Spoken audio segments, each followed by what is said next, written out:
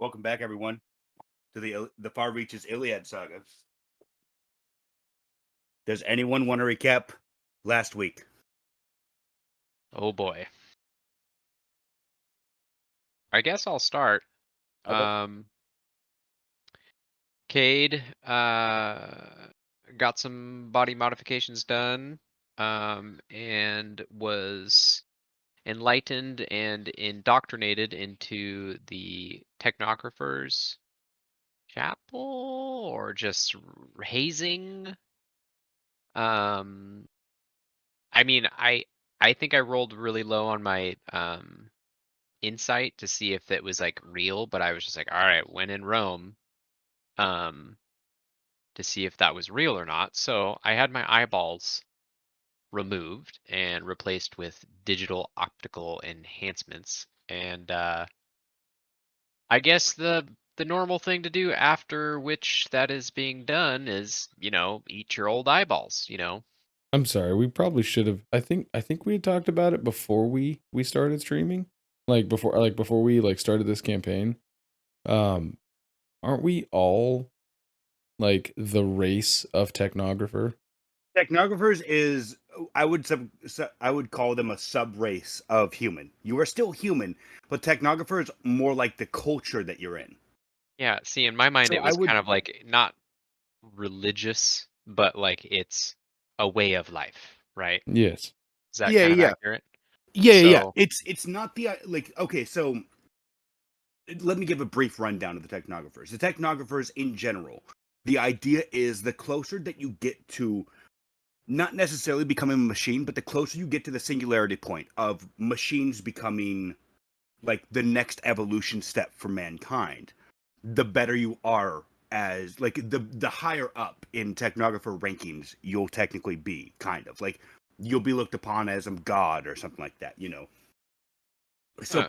so that's the reason why pilots, whether for ships or mechs or even tanks, they jack in directly with their machines. They feel what the machine is feeling because to them that is almost like a spiritual, like I would say almost like a spiritual moment for them It makes because sense they are being one with the machine.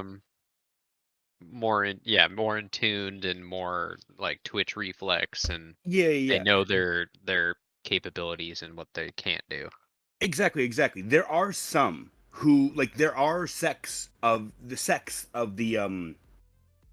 the technographers that do believe that the AI are holy and like nothing can be compared to the greatness of an AI. To an AI. Sorry, I'm dead. Well, I would say that um since Cade's body is like mostly robotic, but it was from an incident that no one has discerned yet, and that I am not aware of yet. Yeah, Um, that most of his it was like a medical transplant where um they just put him in a junky synth body and sent him on his way and gave him a fat bill, something yeah. I like that. mean, so Where like it was a medical procedure, not to like keep him living, but it wasn't like a. So he's new to this, so he's going with it. Like, sure, I didn't know that was a thing. Yep, I'm from New Texas, and I'm just a simple country boy, vagabond, and I want shiny eyeballs. So let's eat my old ones. yeah. I mean, like, and so that's the thing is that is part of technographer culture is when you have part of your body taken away. If it's not by force, for example, some people get like a some people just get parts of them blown off and you can't recover that and be like, all right, cool, well now that I've got a new part grafted, I'm going to partake of my own flesh. But it is more like a sacrificial of like you are you are going from just being human to now you are consuming the flesh of your old self to proclaim you are better than what you were with that flesh. So with the eyeballs, that's exactly it. Got it. Was you drank the eyeball, you literally drank the eyeballs last week Yeah. because you had replaced them. So therefore, by retaking them in, you are showing that you now in the current state are better than you were when you had the eyeballs, more or less. I see. Yep. Drank some eyeballs and about a gallon of sake. So Yeah, um, everyone Yeah. was hammered last yeah, week. yeah. We ended the session with Fafnir playing doctor, essentially, trying to get us coerced That's one way to put into Yeah. like getting us coerced and back up and running for all of the prostitutes that he had ordered for the celebration, and I think he had to deal with all of them on his lonesome. We 'Cause don't know yet. Yeah, I guess we don't. But Okay. that was about Nope. Go ahead. that was keep about going. it for me. No, that was Okay. about it for me. Got some. Let me interrupt you one more time. You try No, talking. go ahead. Go ahead. No, go ahead. Go ahead. So Sorry, that was go a ahead. Finish So up. that- Finish up, motherfucker. so- do it. I so- dare you. so I that dare you was right a- fucking now. Oh, this is getting so much worse. Like immediately. This just went from like that's kind of crazy to oh my god, why are we still doing this? No, we Codex last time he went and got some cyberware, like also like augmented on his eyes, giving him some little added bonuses. So that's cool. And then yeah, when he realized that what remained of Cayde's human parts hadn't really been touched by technology, was like, oh, okay, like, dude, you're in it. Let's celebrate. This is a big part. Like sacrificing your eyes for technology is there's no going back from that. So he tried to put together a little shindig with the boys, and it turned into a fucking full blown binge party. That ended with the doctor trying to flush his systems, him shitting his pants and falling asleep in the shower. That's right. God damn it. I forgot about that. Oh god. Yep. I think purposely I forgot about that. Yo, Fafnir, you here? Hello. What did Fafnir do last week? Fafnir did some drugs and some alcohol. He also hung out with his new friends. Oh yes, I don't remember the hangout. think he did much of anything besides that. Like he tried to get a bar fight going. That didn't work out. Yeah, that kind of failed. Not miserably. Yeah. I mean, you did get a bar fight going, but you didn't. I'm like, I Oh, feel yeah, like you didn't I get the did results a you heal. wanted. Yeah, because I wanted to Yeah.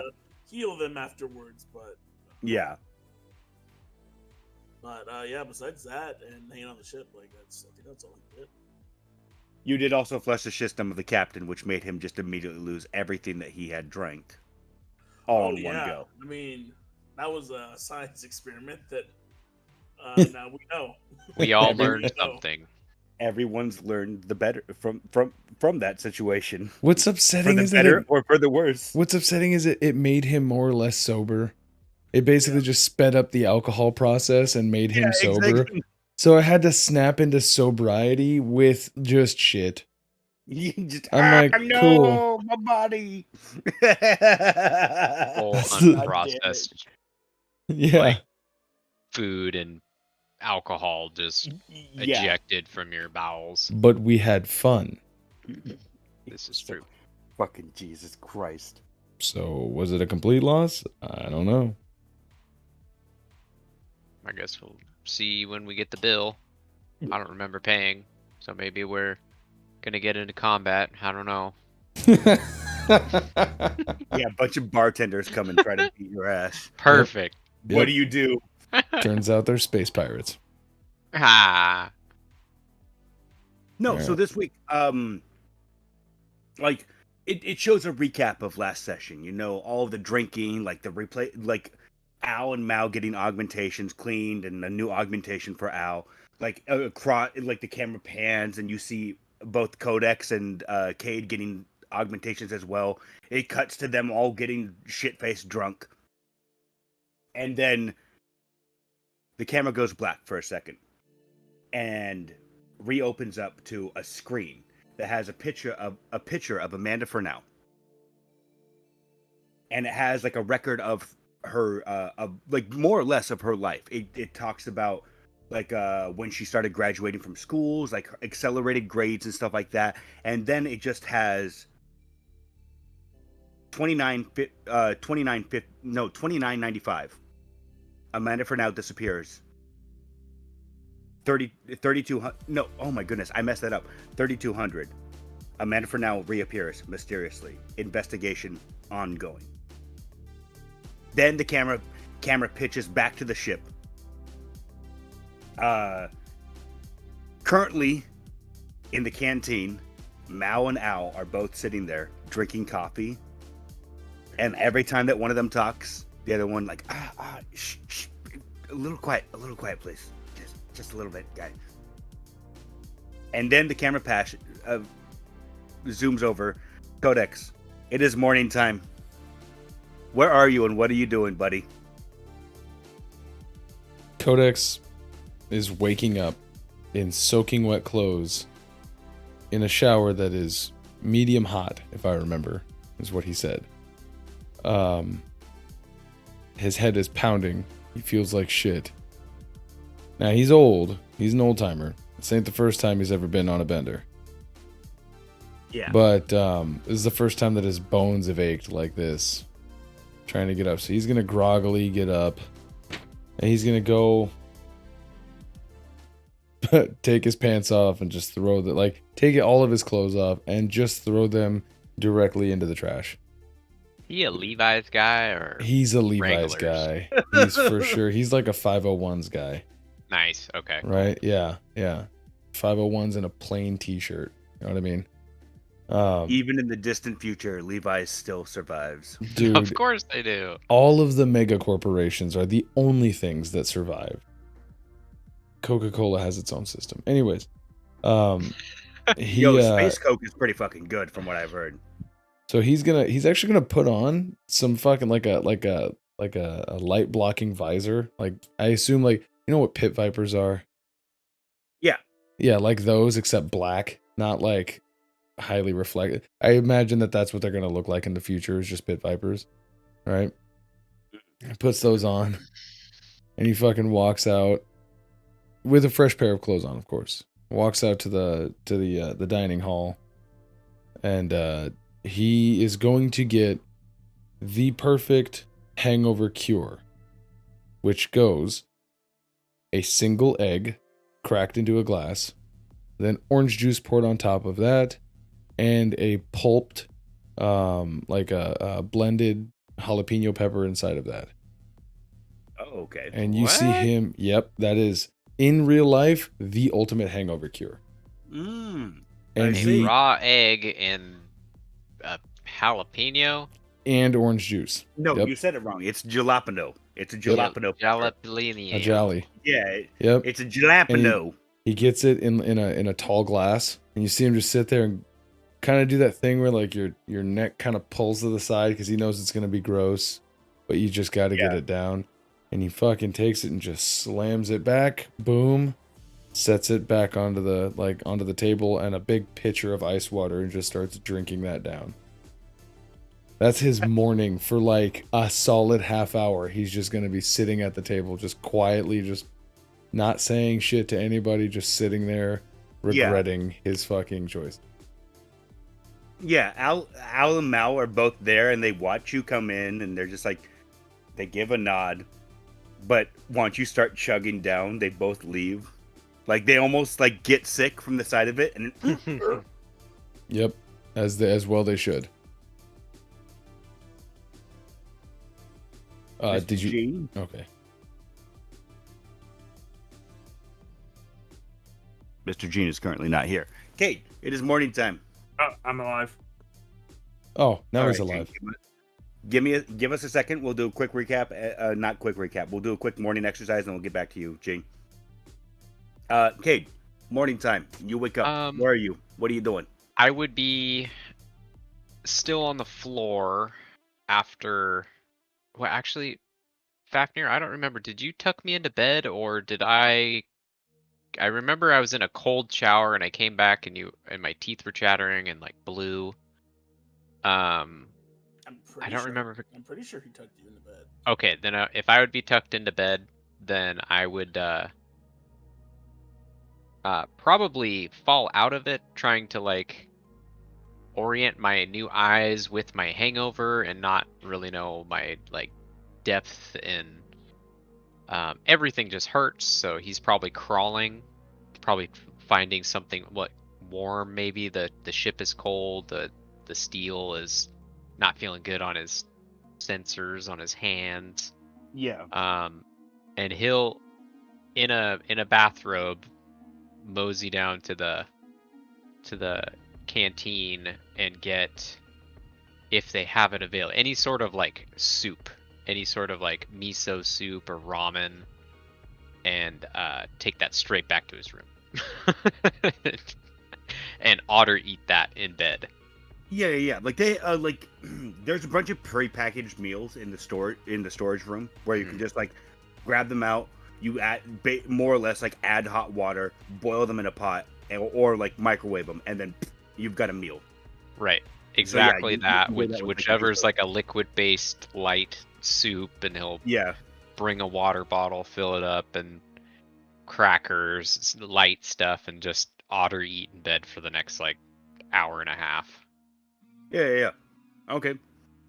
Oh, maybe swing by the medical bay, get some ibuprofen, and yeah, otter eat and meditate and try not to hurt. Okay, Fafnir. It is morning time. You have just had a fun time of sleeping.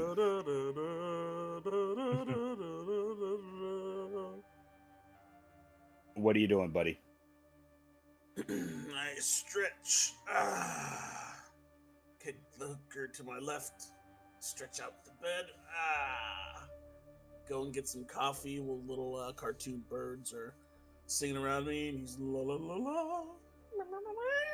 La la la la. As he makes some breakfast and just waits by the door and gives out little packets to the girls as they leave the ship. And then I yell out, "I'm making waffles!" I'm making waffles!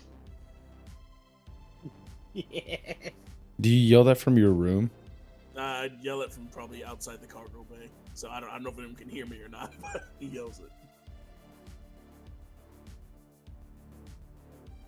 Okay.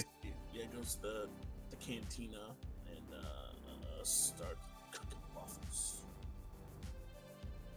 When was the last time you cooked a meal for yourself, Doc? It depends on what you cook. Like shit like waffles, he can cook like champ, but he does not clean up. No, but when was the last time that you actually did cook for yourself? I don't know. All the time he's on the run. He only cooks for himself. We're not talking about drugs here, Doc.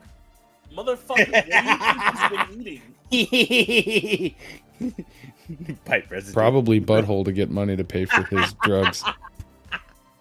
Jesus. God damn it. What is God he damn it. washing it down with? Let's not.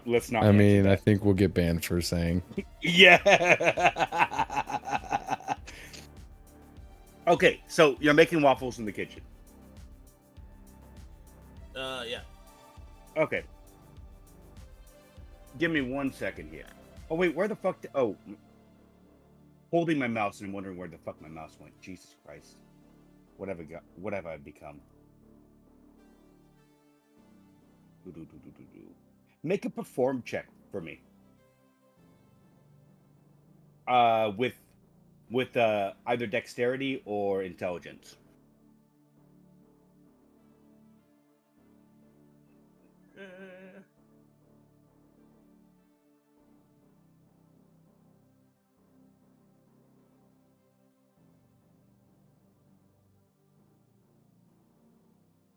This roll brought to you by Roll20. Roll 20. Okay, so no, you are making waffles, and you're doing pretty damn good at it too. It seems like Mr. Fafnir might be a good breakfast chef. Who knows?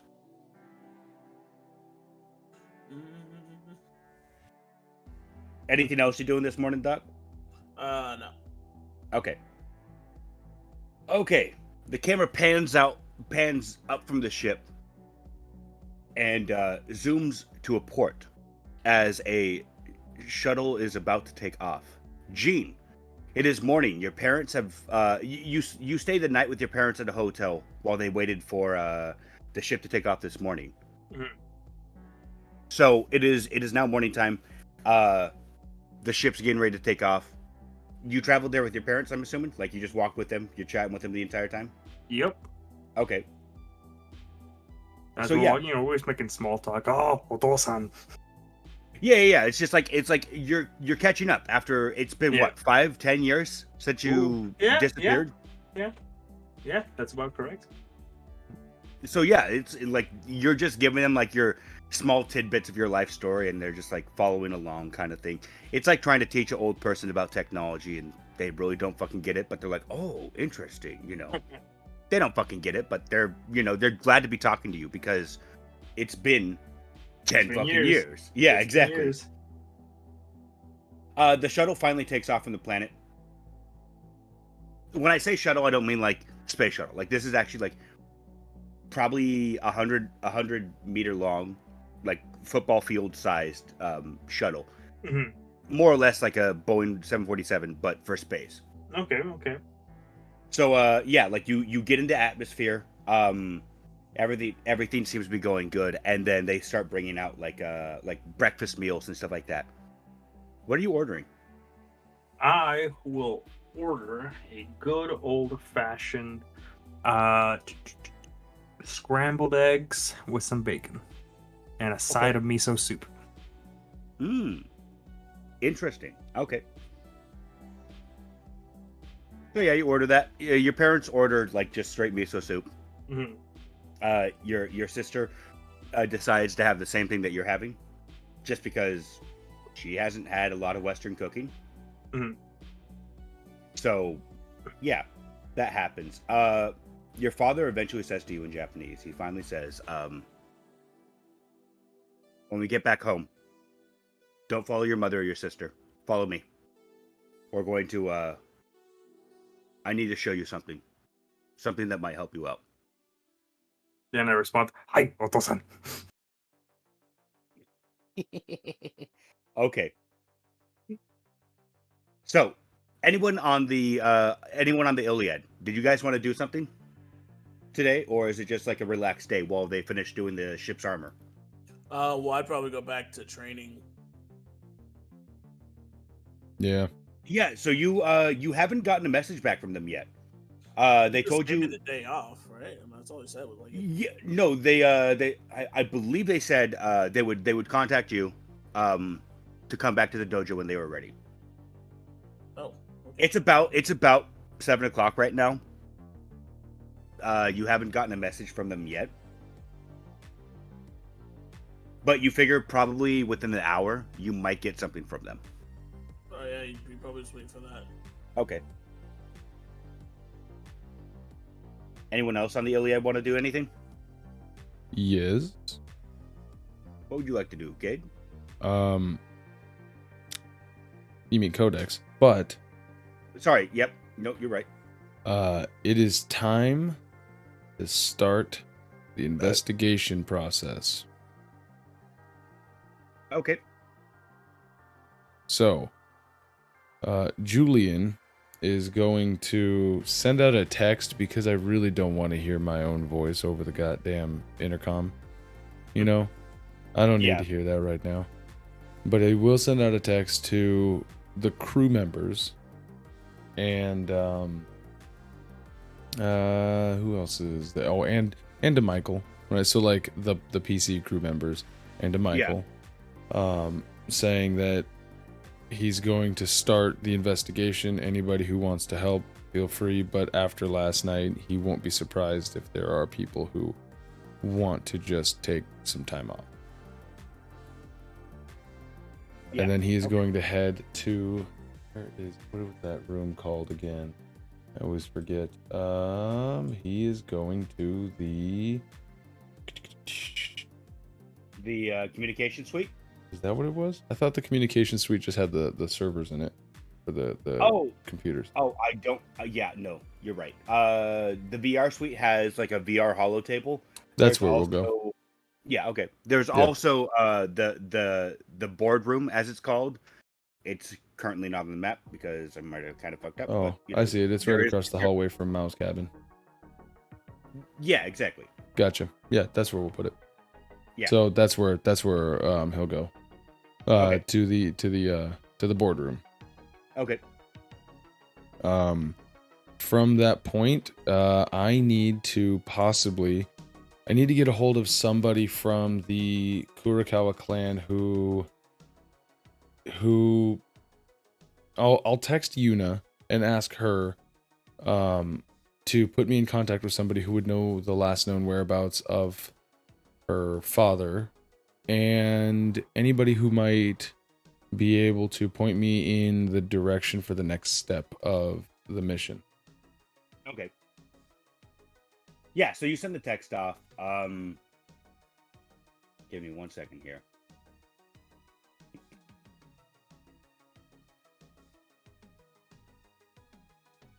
You get maybe like 10 minutes later, you get a giant text, like a wall of text from her that more or less gives you the rundown. The ship is called the oh, son of a bitch. The KNS. The KNS Amaterasu. It was last seen in the Volga asteroid field, near the Volga asteroid fields of the House Turgenev system. The pictures that they have of it, they send you a few pictures. It doesn't look like there's much damage. She says that they have not been able to get in contact with Amaterasu, the main AI of the ship, so they don't know a full like readout of whatever is happening.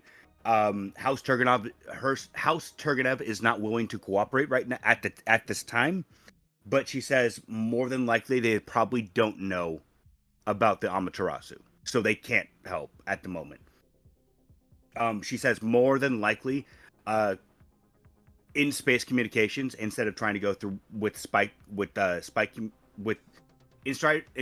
oh god, I can't even fucking talk. Instead of trying to go with drill space communications, which is what they use for long distance, like comm pings and stuff like that. Yeah. She says intrasystem communications you might be able to get a readout from the AI, but they've not been able to get any returns from that. Other than that, there doesn't seem to be any exterior damage to the ship. It doesn't look like any of the hangar bays have been opened. So whatever is happening seems to be an internal issue, and it might have had something to do with plasma drives, possibly. Okay, so this is starting to make a little bit more sense just immediately, because Julyen was under the impression that they had recovered the ship, just not the Lord. But what this text is telling him is that they have found it but not recovered it. Yeah. Gotcha. So they have a location, they just haven't figured. Okay, perfect. I will respond with, I'll inquire about the Lord's personal aids, like any personal aids that may have remained on planet side that I could talk to, about his, like, him leaving and all that stuff, like his reasonings that he might have divulged to any one of his personal aides in the Passel. Yeah, in the Passel. No, so she sends back that when her father left, it was all for negotiations with House Roosevelt and House Bismarck. After that, comms went dark. The last text that she sent you the last text that she got from him, which was just like, hey, we finished up here. We're gonna go to a different we're gonna go to House Perenhos, and then we'll be back to House Kurokawa. I'll see you then. The text is dated from 2 years ago, though.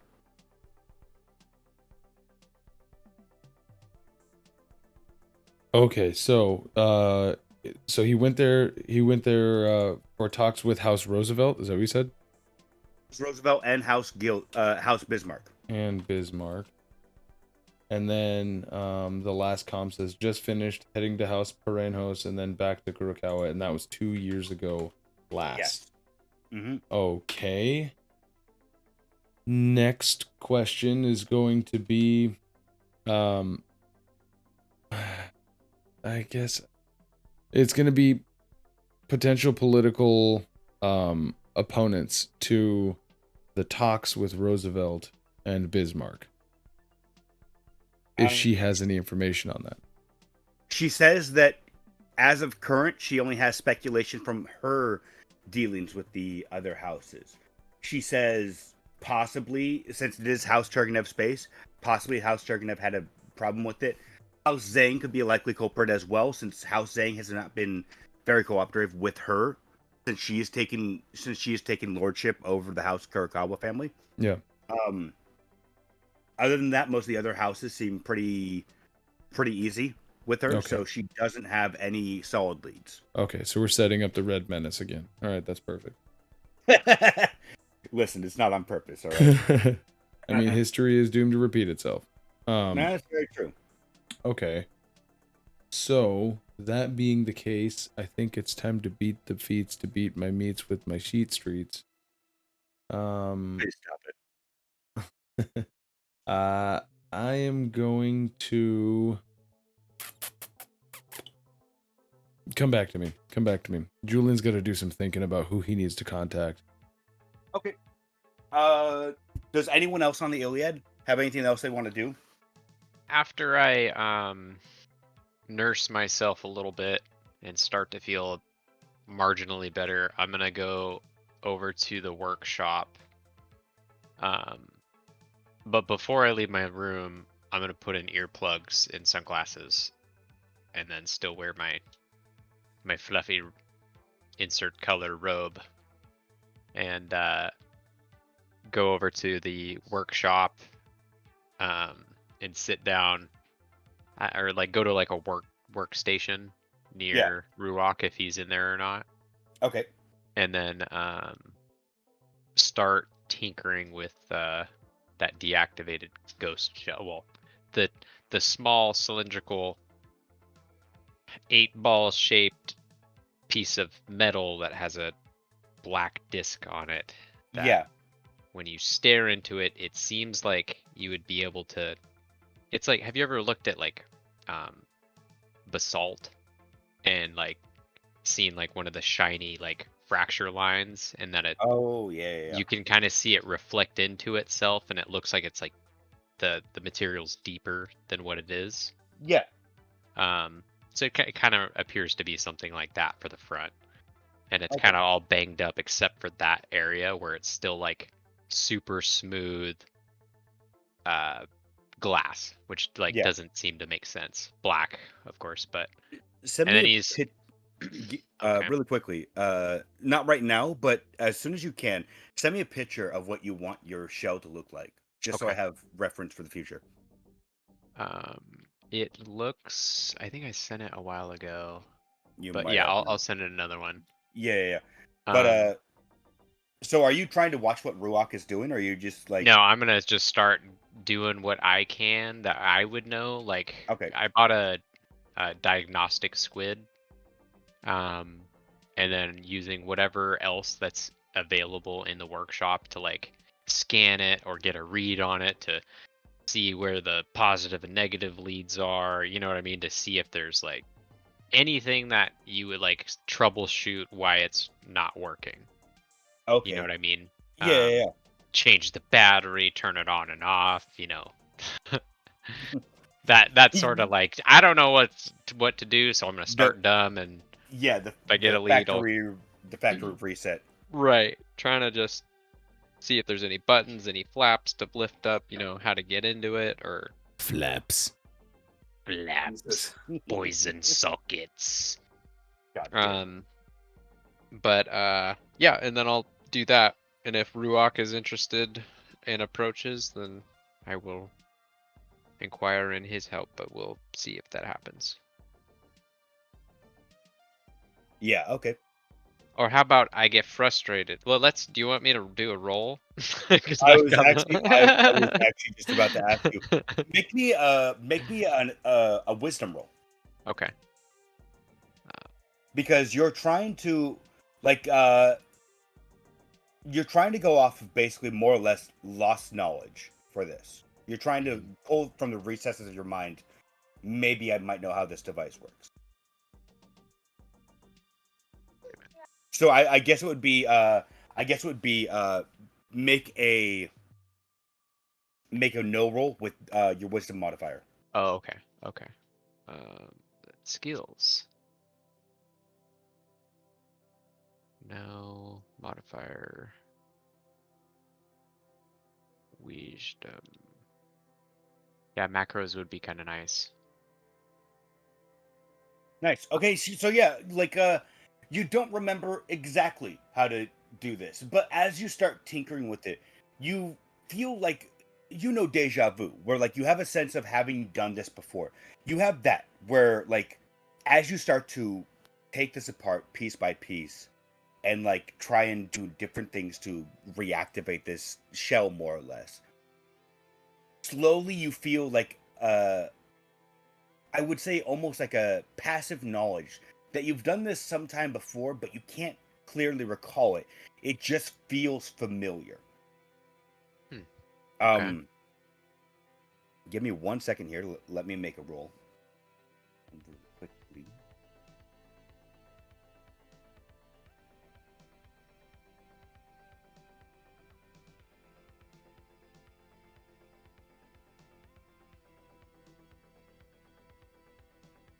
Yeah, so Ruach is like right behind you, and he goes, "Oh, that is ancient technology. I like it." Oh, I think I like it too. I found it. Um, you wanna help me turn it on? Can Ruach look at it? Yes. As I pass it over, does he have? He's like human body on a spider body, right? Like human torso on, or is it? So, yeah, more or less. It's like a drider, but instead of like 6 spider legs, he only has 4 spider legs, and then he has 4 arms. So and then he has the arachnid eyes, but yeah. Nice. Does he have fangs like half mouth, half like big No, pincer? it looks like again, it looks almost like an oddly colored human torso on a drider Okay. body. Okay. All right. But so yeah, as you hand it to him, he begins like almost like a Rubik's cube. He starts like tinkering with it, and like his 4 arms come together, and they just start pulling it apart bit by bit. And he goes, "Yes, this is quite interesting. This is post-tech, I think. Quite strange development, yes. Give me a second. I'm going to see if he can help you with this. Because this is... where are you, Ruach? There you are, Ruach. Ah, baby. Do. Where is it?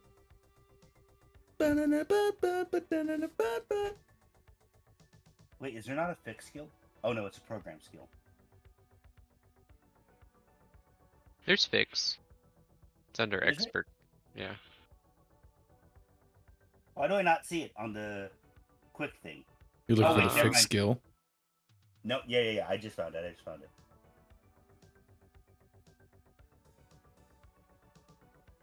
And we'll go with his wisdom as well. Let's see what he rolls. So yeah, after a little while of tinkering, he sets it down and he goes, I think this one is broken. I know the shape though. I might know someone who knows about this. Maybe. You think maybe you could pass him a word and see if we can figure out how to fix this thing? Yes. Ruach will make sure he knows. We are awaiting his word. Yes. All right. Cool. Thank you, Ruok. If there's anything I can ever do to assist you, you just feel free to ask away. Yes. If I need help, I will get help. Yes. Okay. I mean, I'll just I don't know, continue tinkering for the next while. Yeah. Okay. Make one more of your know and wisdom checks. Okay.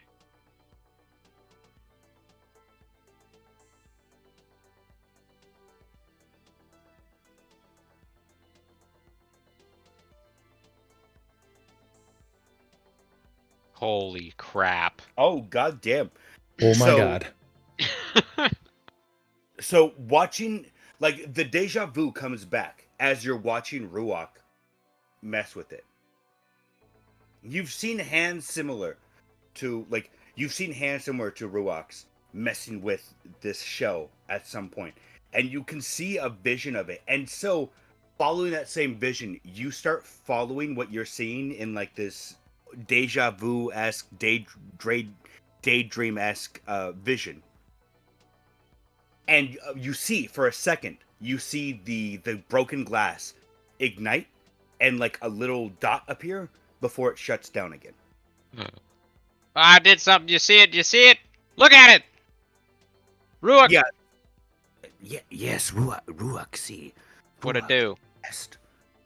I think it turned on. Maybe not have good spark in it. Yes, maybe.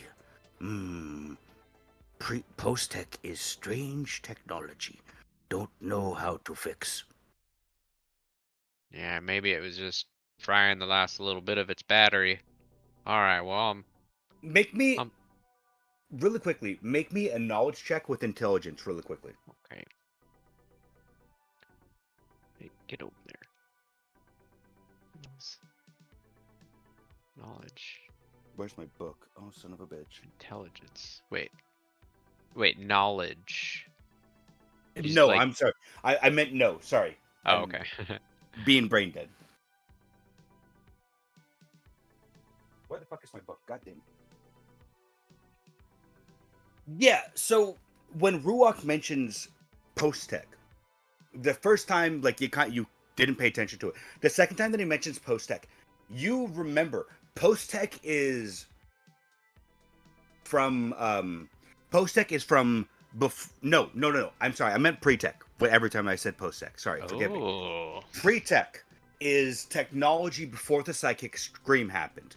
The psychic scream is more or less what ended psionics in the universe. Like, anyone that was psionic before the psychic scream more or less died, or like went brain dead in a comatose state, more or less. A lot of that is the reason why a lot of places didn't survive, except for the technographers are like, oh, the last, not, I wouldn't say the last beacon, but the last beacon of humanity is what the technographers are, because they didn't rely on pre-tech.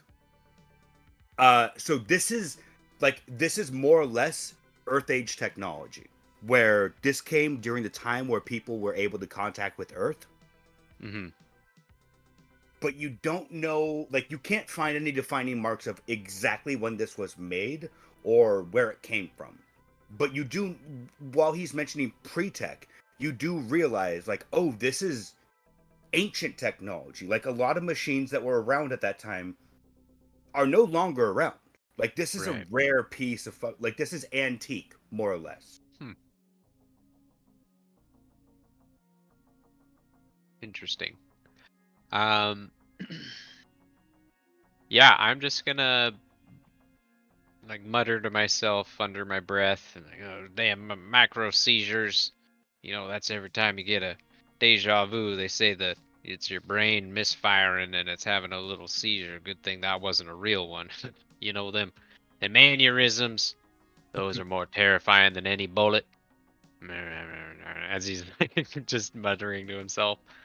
And then I'll just continue doing that for till the ship's ready to go, because we've got like, we've got one more whole day. Yeah, you've got today and then possibly a little bit of tomorrow will be done. You will be done with the armor overlay of the ship. What time would you say? So if I woke up late, spent an hour in my room, so it's about noonish right now. No, it's about 8 o'clock right now. Okay, then the I'll morning. do that until about noon, and um, uh, yeah, then I'll think of something Noontime else will to come do. back to you. Okay, Okay, yeah. got it. Okay. Fafnir, was there anything else you wanted to do on the ship or no? Not really. Like you Okay. just be kind of like waiting around. I'm giving everyone a go ahead before we go to Gene because Gene is going to take a while. Yep. No, So- I'm good. Okay, so yeah, the camera points back to flashes back to Gene. Gene, you are now about to land on Satsuma. It's been about a 6-hour trip between Aoi and here. As you come closer, like you can see the greenery of the planet, which is much different than Aoi, where it's just a water world more or less. Mhm. But yeah, so as you come into land, like both your father and mother like start to pack their stuff, and your sister is still playing on her little tablet, more or less. What are you doing as the ship's preparing to land? I'm kind of like there's fear in my eyes, right? I'm kind of just there, just sitting down, not really moving, kind of tapping my foot. I say give it about 30 seconds, then I kind of look out the window and I'm able to see the area where we are, right, where we're landing into. Like I'm assuming I'm by the window. Yeah. Like, I mean, Yeah. that's the thing is, like, these are, like, if you think of a diner where they have the booth tables, it's more like, there's more of a booth table right next to a window. So, yeah, there is a giant window you can look out of. Yeah. So after about 30 seconds, I also start getting ready, grab my stuff and then just basically stay on standby until we get off the plane or shuttle. Yeah. So, yeah. So, like, yeah. Eventually, you do feel the shock of a Oh my goodness, my brain dying. Of landing? constantly. Son of a bitch. Yeah, you feel the shock as the not like a shock, but you feel the rumble. Yeah. As the landing joints deploy, and then you feel them like squeeze down as Yeah. the pressure of the ship finally hits gravity and all of that stuff. Finally, like after another 5 minutes, like there is like the all clear button, like a Mhm. comes by and tells you like, oh hey, unbuckle and everything. Your parents immediately unbuckle. So does your sister. Like your sister's just following routine at this point. Like Yeah. she's still like watching something on her tablet, but she's just like fumbling off everything and then ready to go. It's in line with your parents, and they walk off. Yeah. Like they wait for you to stand up, and then they walk off. Mhm.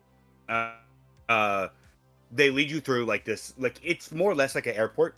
There's a bunch of like ships varying in size from like small fighter craft to there's not capital ships, but there's like ships that are almost as large as the Illiad that are landed.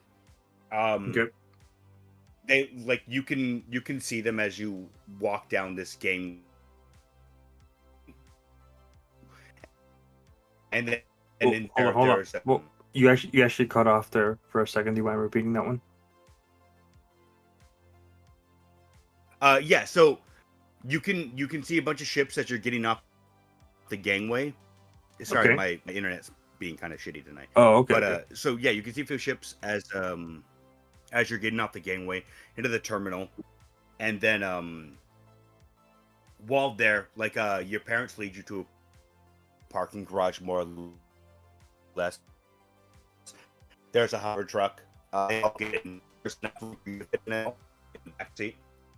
Am I lagging again? Hold on. You went full Roboto there for a second. Son of a bitch! Oh, it just caught me off guard. And I see Warbird as he's fucking just fattening his cheeks, laughing. I'm like, what? Okay. So, parking lots, and then go from there. Sorry. Yes. So you get in the parking lot to their old pickup truck. You remember this? They've had this since like not since you were born, but you remember them buying this when you were a child still. Mm. They all get in. There's still a seat in the front for you to sit in, right behind right behind your mom in the passenger seat. So I do really quickly as I see that car. I'm like, huh, wow, I thought by now you probably would have gotten rid of this one. Yeah, your dad kind of laughs at that and is like, "Never. Are you kidding? Yeah, that's if you treat anything right, it'll always last." But yeah. So he starts it up. I'm assuming you get in the vehicle. Yes, I do. Okay. So yeah. Hold on. I'm sorry. I'm sorry. Yeah, your voice is going all Matrix on us. Dude, he took the red pill. Oh Uh-oh. no, he's gone. Quick, someone get him back. It, Oh. be- Hey, do we want to take? Do we want to take a break real quick? Yeah, all of you are saying be better. fine. All right. Al, you still there? Yep. Yeah, I'm still here. Okay. All right. We've hit just about the Is 1 it hour better mark. now? Oh, hey, that's better. Okay, well before we get to the break time. Okay. Am I going robot? No, you're good so you're far. good. Am I going robot? No. We'll let you know. Okay. So yeah. So your dad drives you back home as you're going down these roads. Like it's like a trip down nostalgia lane. You remember every single road, every single like before the turn happens, left. And sure enough, blinker comes on the left. They take a left. Yeah, And you're just like, everything. oh my God, I Everything still remember all basically this shit. starts like flooding back in. Like I'm remembering sights, smells, stuff like that. Yeah. Exactly. Mm-hmm. Eventually do like after half an hour of living, they finally do get to their farm. It's not like Satsuma is owned by a bunch of like megacorps that have like agricultural fields. They do a lot of studying and stuff here, but they also have a lot of like people that just landed here and decided to become farmers. So your parents took over one of those farms. As they get to the main house, you see that it used to be like a red paint.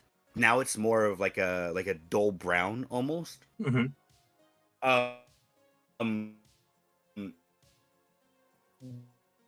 Dad stops the truck. Oh, well, okay. Out and he begins walking to a barn. That Stop. You're going Matrix going- again. Oh, dude, those fucking space Okay, let's reavers, just take man, a are break. trying to Let's get just- you.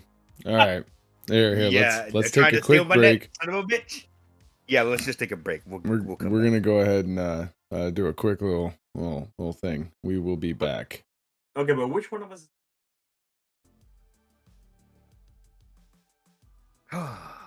And welcome back to episode 9 of the Illiad Saga.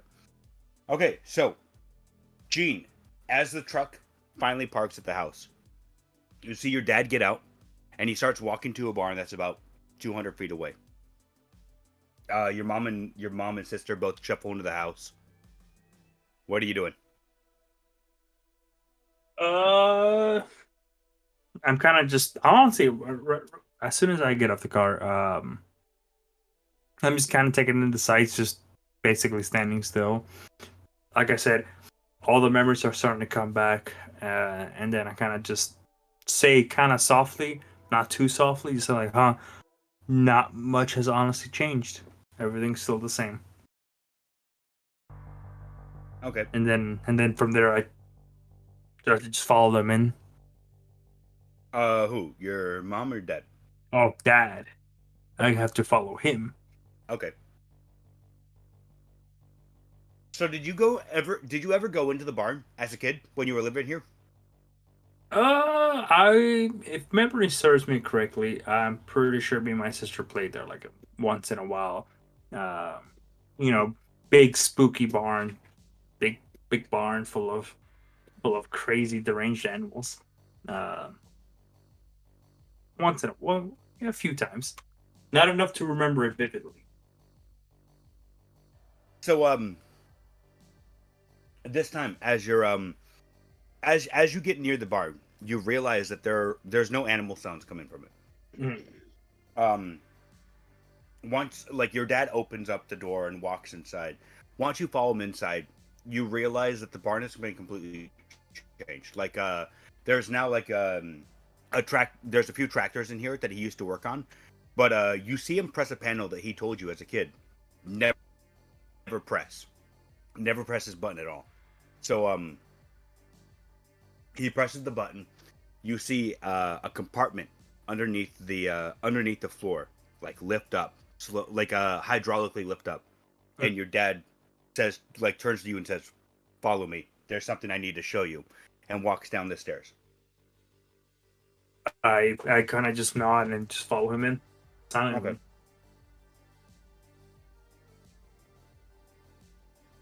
Inside, almost the inside of this little area, almost looks like I wouldn't want to call it a bunker, but more or less like that's the best idea.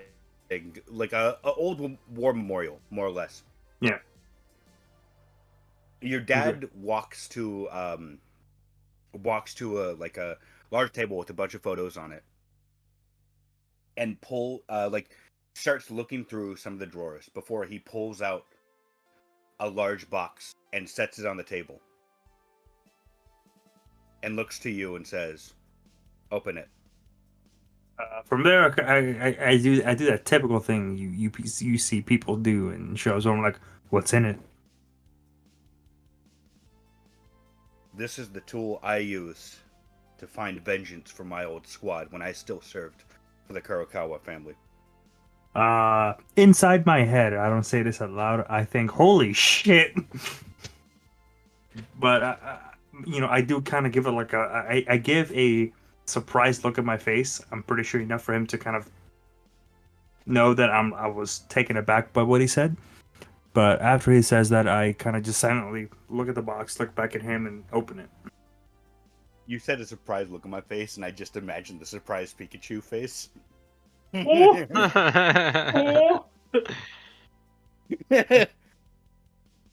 So yeah, on both sides of the box are like two latches. You press them both at the same time, and it opens up. Inside, you see an old pistol. This is like it's very well polished. It looks brand new, but like the design and everything else screams like old Terran tech. Yeah. It has two magazines inside of the box as well with the gun. He tells you this was only carried by the elite guards of the Kurokawa family. I had to use it on many of my old squad mates after they betrayed me. Now, it's time for me to pass this tool on to the next generation, so tradition can be held. I look at the gun, and I'm taking his words in. From there, I kind of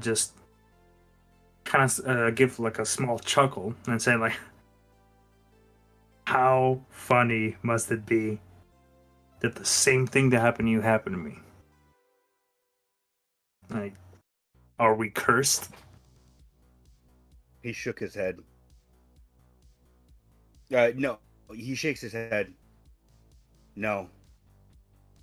In my case, I was the one who betrayed my squad. And then I committed vengeance for them as well.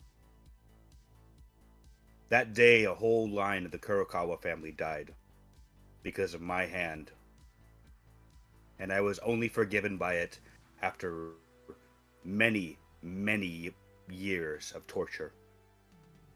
I give you Fukushu, my weapon of choice, and I hope it serves you well as it served me. Fukushu. Hold on, I'm just taking some notes in. Okay. So really quickly, looking at the gun, describe it a little more, like colors, how does it look, size. Give me 1 second here. Yep. I need to pull the picture of it. Well, actually, if you have the picture, just send it to Discord, and I can copy from there. I'll send it to you in DMs on Discord. Okay, so he tells me that I look at the gun. I do kind of like that slow grab for the gun.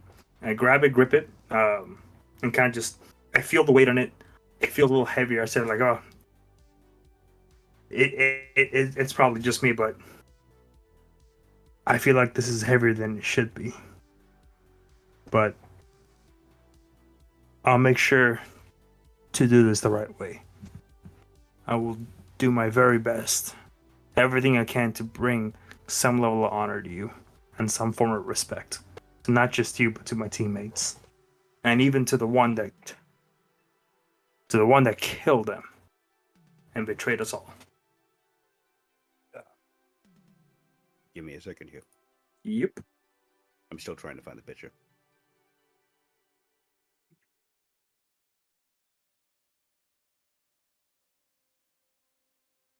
Will this work properly? Yes, it will. Cool. Okay. I'm sending the picture to you in a second here. But yeah, so as you say that to him, he just nods his head, hands you a ticket. It's a ticket for the transit, and he just says, "Don't bother your mother or sister right now. Once you finish the quest, come home. Then we can talk like a family again. Until then, you have your duty, and you have your captain to serve, like I had mine one time. Make me proud." I grab the ticket and I say, I will. I'll come home soon. And I grab I put the gun back, close it, grab everything, just walk back without even looking back. No tears. No words. Yeah, before you fully leave, he puts a hand on your shoulder. He says something in a language that you don't understand. It sounds familiar, like it sounds almost like Japanese, but it's not. Like the words are the same. Like you can pick and choose words out of it, but at the same time, the order that they're in doesn't quite make sense. What words do I hear? Just by picking that up. You hear not quite in this order, but like as you're deciphering, you hear death, forgiveness, and rekindling. Those are the three words that you can pick out of like the short phrase that he says to you before like he gently pushes you away.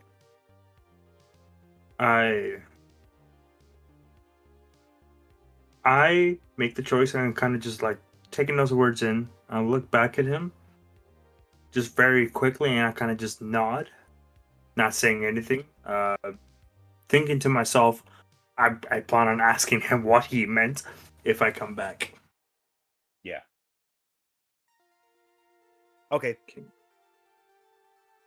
So yeah, as you exit the barn, you see like a cab starting to pull into the driveway next to the truck. Mm. I get in it. I just go. Okay, yeah. Do you look back in the cab or no? I do not. Okay.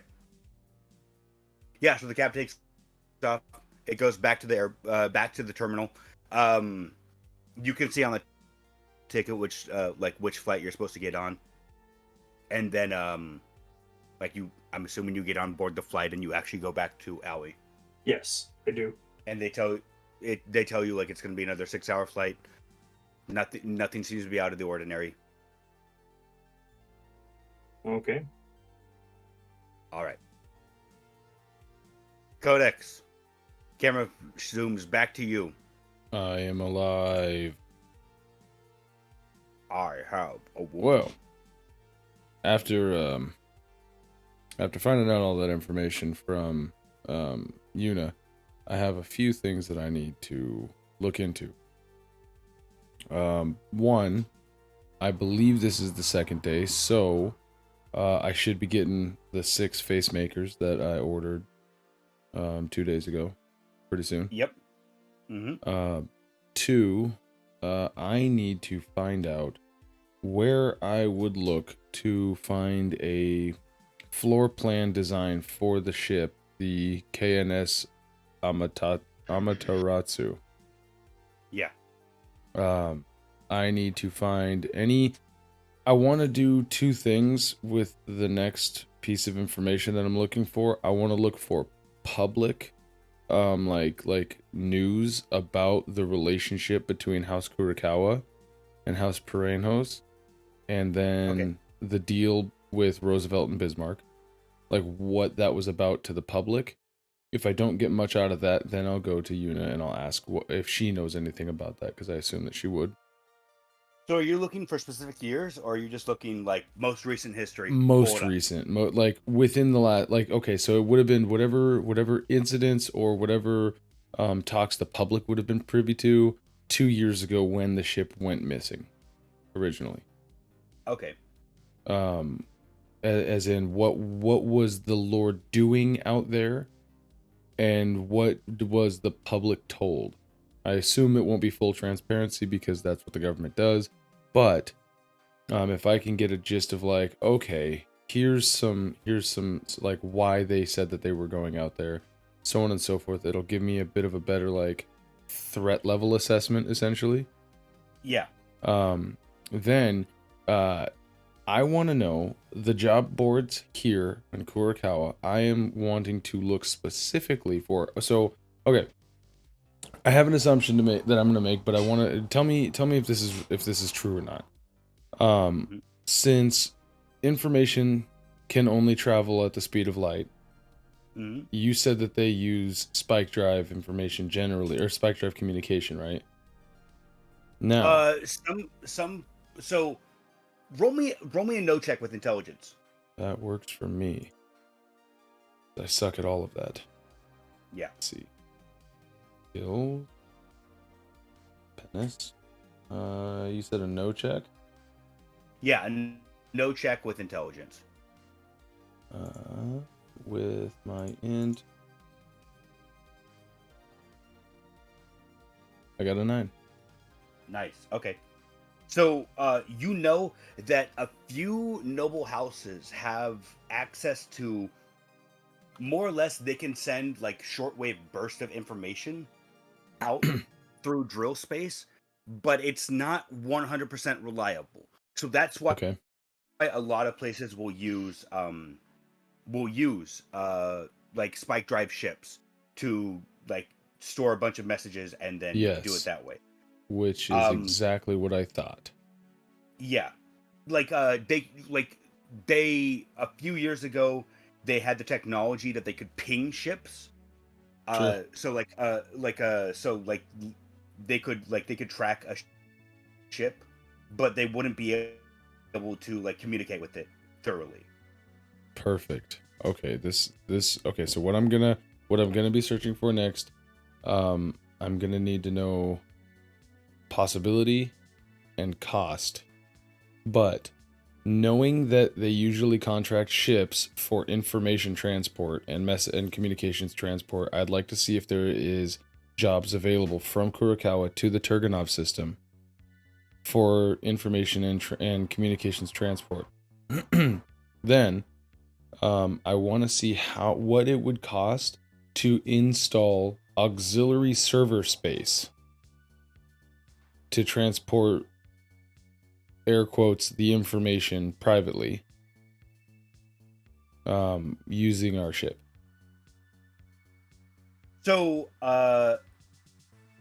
like, so wait, so when you're talking about like trying to find jobs, are you just like going to a message board and being like going to Reddit r/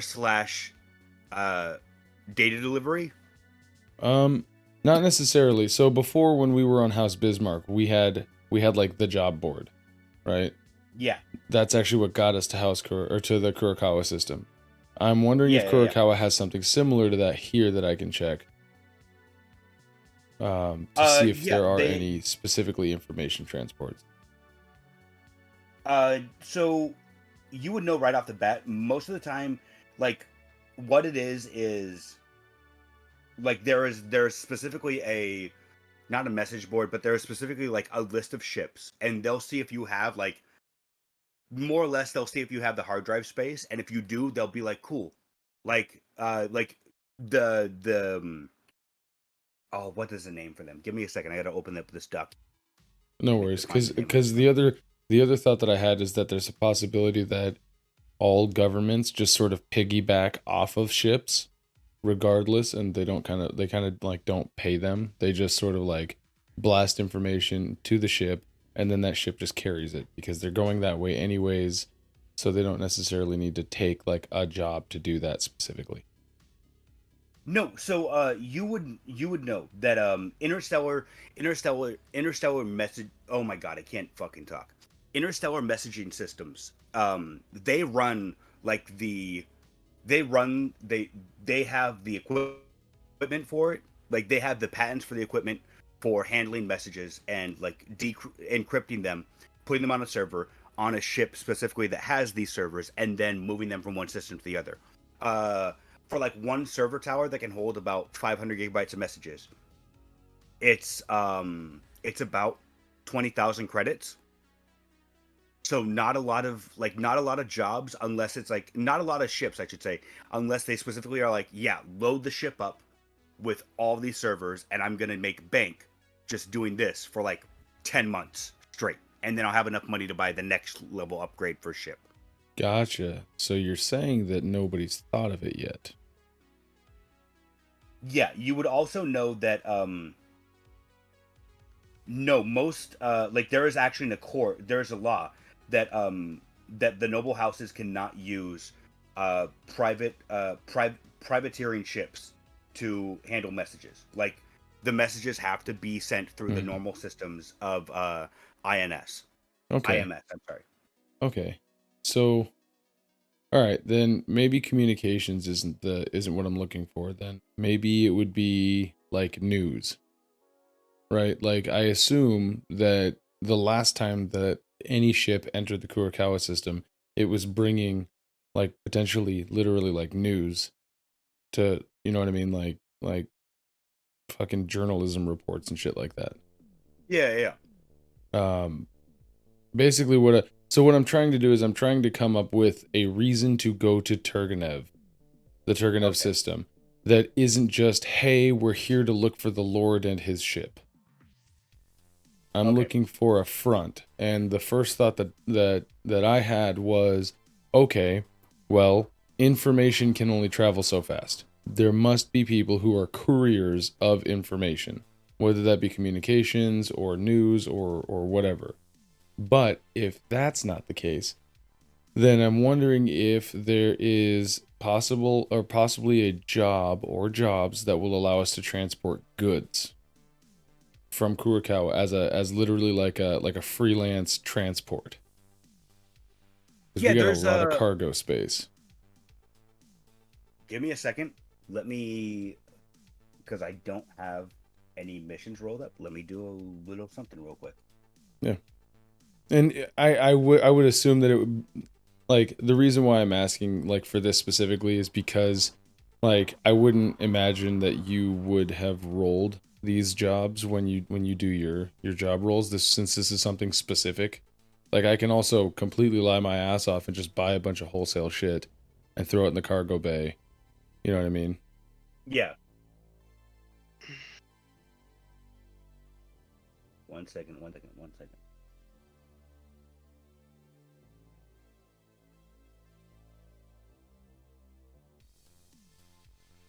So there is a contract currently from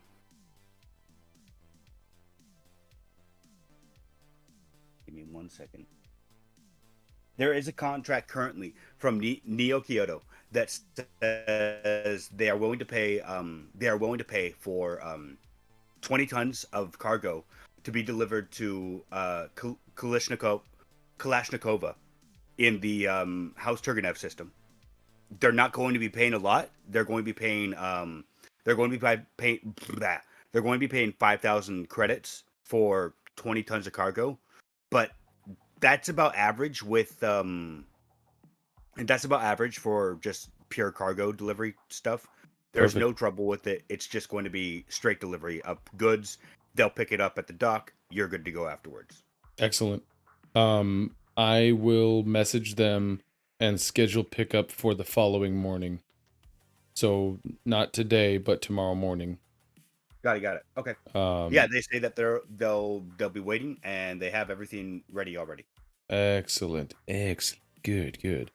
Okay, so the only thing to do with that is to then get the floor plan for the ship to kind of see what sort of, basically he just wants to see what sort of defenses they have in the worst case scenario that the ship has been commandeered and we might be heading straight towards a ship that outclasses us in every way possible.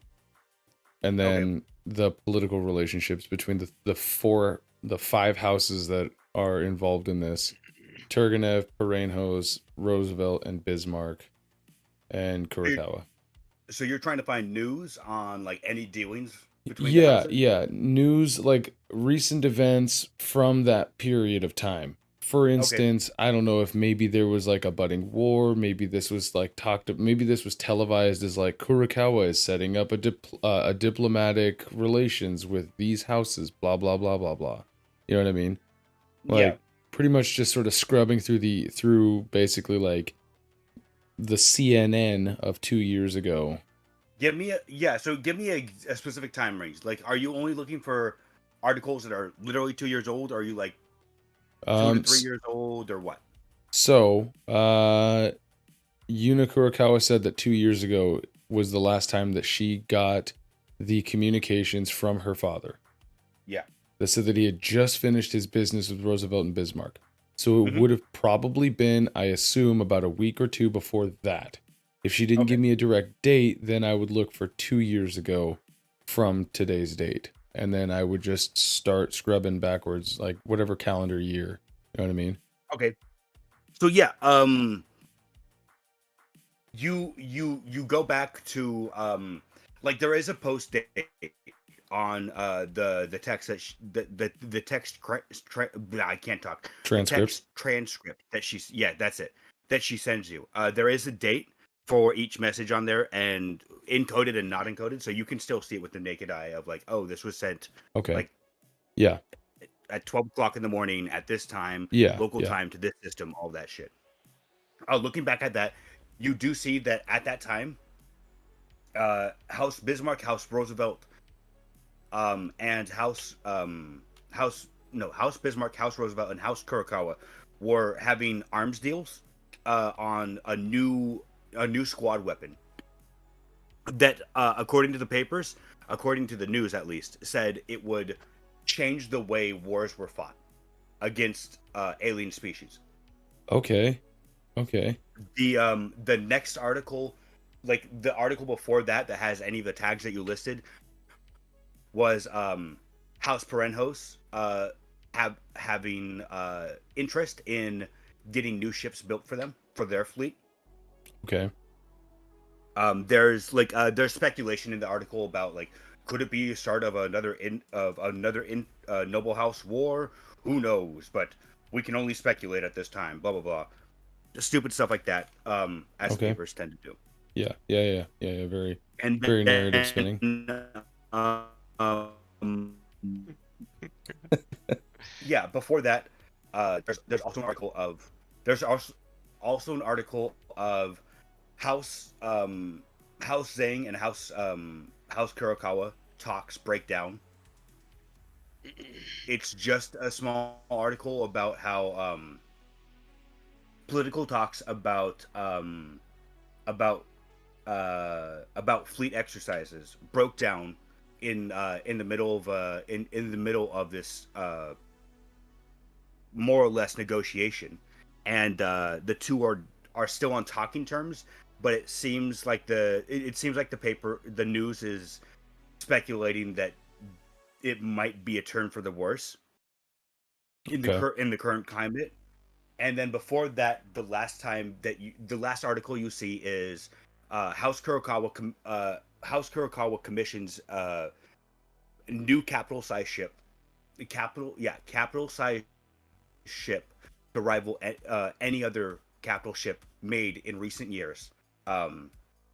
It's talking about the AI, about the the capacity for firepower on this ship as well.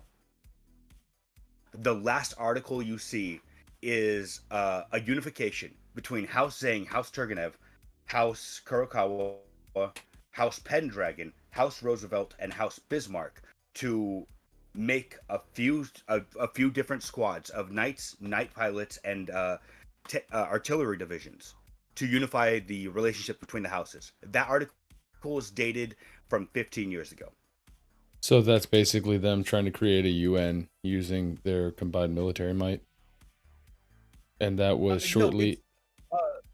So in the news article, it talks about them making 6 squads of different compositions to, as Lord Gilder von Bismarck himself quoted, to build a stronger front against the ongoing attacks that we receive from the UEF year after year. Okay, so they were starting to build up defenses against the UEF. Is that what you just said? Mm-hmm. Okay. Make me a note check with intelligence or wisdom. A no check with intelligence or wisdom. Let's see. Well, that doesn't help me. A no check. Let's go with intelligence. Bippity bip bip boop boop boop. Bam, that's a good one right there. I got a 14. What do you, out of character, know about the UEF? Out of character, I know that the UEF, if I'm not mistaken, is the closest thing to the original Terran, the original Earth forces. The United Earth Federation, I think is what it was called. Yeah, the United Earth Federation. You know, in character, I'm now telling you what you know. Okay. In character, you know that the UEF, ever since before you were born, the UEF before the Psychic Scream had set up colonies that were within a few light years jump of House Bismarck's system. House Bismarck system is the gateway jump point from the rest of the galaxy to the Zevion star cluster, where you guys are all right now. That is where all the technographers have set up base at. Ever since reestablishment on the UEF side, UEF has held like anywhere from every decade to every few years. They will do a small raid to like almost, from what you've heard in reports, it feels like they're trying to test out the strength of the technographer front. Every time they've been pushed back, a few times they've landed troops on a planet before all the troops were wiped out. Like more or less every single time they've been rebutted, and if they even took a step on the technographer ground, it was almost immediately wiped out. Okay, so they've been like the That's weaker, angry little brother. Gotcha. Yeah, more or less. It seems like it seems like the UEF might be trying to, like, hey, we're back in business, baby. Come fucking deal with us. And the technographers are like, no, fuck off. We don't want part of your shit. We saw what you did last time. All right. That is a lot to go over. Luckily, I took notes as I should have. Good job. Let's see here. And just to wrap all that up, today is currently January 21st. 3200, right? Yes. Perfect. All right. I'm gonna send a little message out to everybody. If anybody wants to help me put together a puzzle, they can meet me in the boardroom sometime after dinner. I'm gonna send that text message out to all the PCs. I think. Oh, hey, there is one more thing that no, never mind. Nope, I'm not gonna do it because I'll go broke. Yep. I don't need to go broke. The last thing that I need to do is I need to call Ruach on the comms. On public comms or like a personal phone call? Personal phone call. Okay. So yeah, you call him up. It takes a ring or two. Then you hear a beep. Yes. I am Ruach. Who is it? It's the captain. Yes, Captain. Hey, Ruach. I just want to know, I believe that we had at one point talked about once we landed on Satsuma, you possibly procuring certain robotic equipment for me. Is anyone listening? I don't believe so. I have parts. I am listening. I am working on them. Excellent. I appreciate that. Don't forget to send me the receipt for that. Yes, sir. I will. Oh, thank you, sir. Let me know as soon as that is done. Yes. Anything else, Captain? That is it. I'll be in my quarters. And I'm going to head to the captain's cabin to play with my little black box. Oh, yay. A favorite. Okay. Is the little black box the puzzle he just texted about? No. No, it's not dinner time yet. It's currently about noon. Cayde, buddy. I'll stretch Cayde. and get away from the. Can you hear me? Yeah, I can hear you. Okay. I'll stretch and get away from the workbench, like, fucking piece of shit. Doesn't work. And then I get the text and like, oh, well, I guess it's puzzle solving time. Let me go get my puzzle solving hat and my puzzle solving notebook. And Blues Clues. Yeah, exactly. That's what I was going for. It is currently afternoon. Okay. Not But after first, dinner. Lunch. Montage lunch scene of pressing a button at the vending machine, a sandwich shitting out, and Why do we have truck stop sandwiches I don't on know. this goddamn ship? Don't eat the egg salad. Like, it shows like there is a vending machine and Cayde is buying a sandwich from it, and then like the camera pans to the fridge and goes inside, and there's just like a sandwich like making ingredients right there, and Cayde is just, oh gosh, The there's cheaper nothing it like is, a the good- better it tastes. Fucking goddamn it. And then I guess, well, did the text have any like leads on the clues? Like, is this something we all break up with, or is it just, hey, come to my room if you want to help?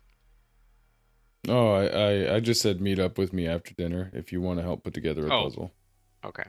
Then you can infer whatever you want. Usually it's, I mean, something that kind of cryptic coming out of Codex's mouth is probably means something other than literally building a puzzle, but use your best judgment. So we're making a big puzzle. 5,000 pieces. 8 parts. Then and we always start from the center. Oh, I know what I'll do. I'll go how fucking dare you? To the weapon range and turn off my lights. Turn off the lights in the weapon range and practice shooting in the dark. Just to kind of get used to my eyeballs, my low light eyeballs. It took a second for me to realize what you're talking about, and I was like, what is he doing? He's about to strip. I just want to blind fire. No, I'm going to turn the lights off in the gun range, and I'm going to pull my gun out. and then pull my cleaning other it. gun out, and then I'm gonna rub the two guns together. Oh yeah. See, I like that. I like to hang upside down and take my gun apart and clean it and put it back together real fast until my nose starts to bleed. Yeah. So it says that you can see at any light level short of perfect darkness. So still with the lights completely off, what I'll be Mhm. doing is practicing, like, I want to say like taking snapshots or like a screenshot of each muzzle flash. So when it lights up the room, and then I'll pan Oh, over that's to the good. next target. You know what I mean? So I'm like getting used to shooting in the dark. And make 3 gun rolls. Okay. Make 3 attack rolls with your whatever weapon you're using. Attack weapons. And what is the magazine size of whatever? Well, what weapon are you using first off? And what is the magazine The size? silenced rifle, and it Okay. says ammo 6 of 50, so 6 Okay. shots. 6 shots with 50. You have 50 spare bullets. 50 spare bullets, correct. Got it. Okay. 1 modifier 0, and then silence rifle again, modifier 0. Again.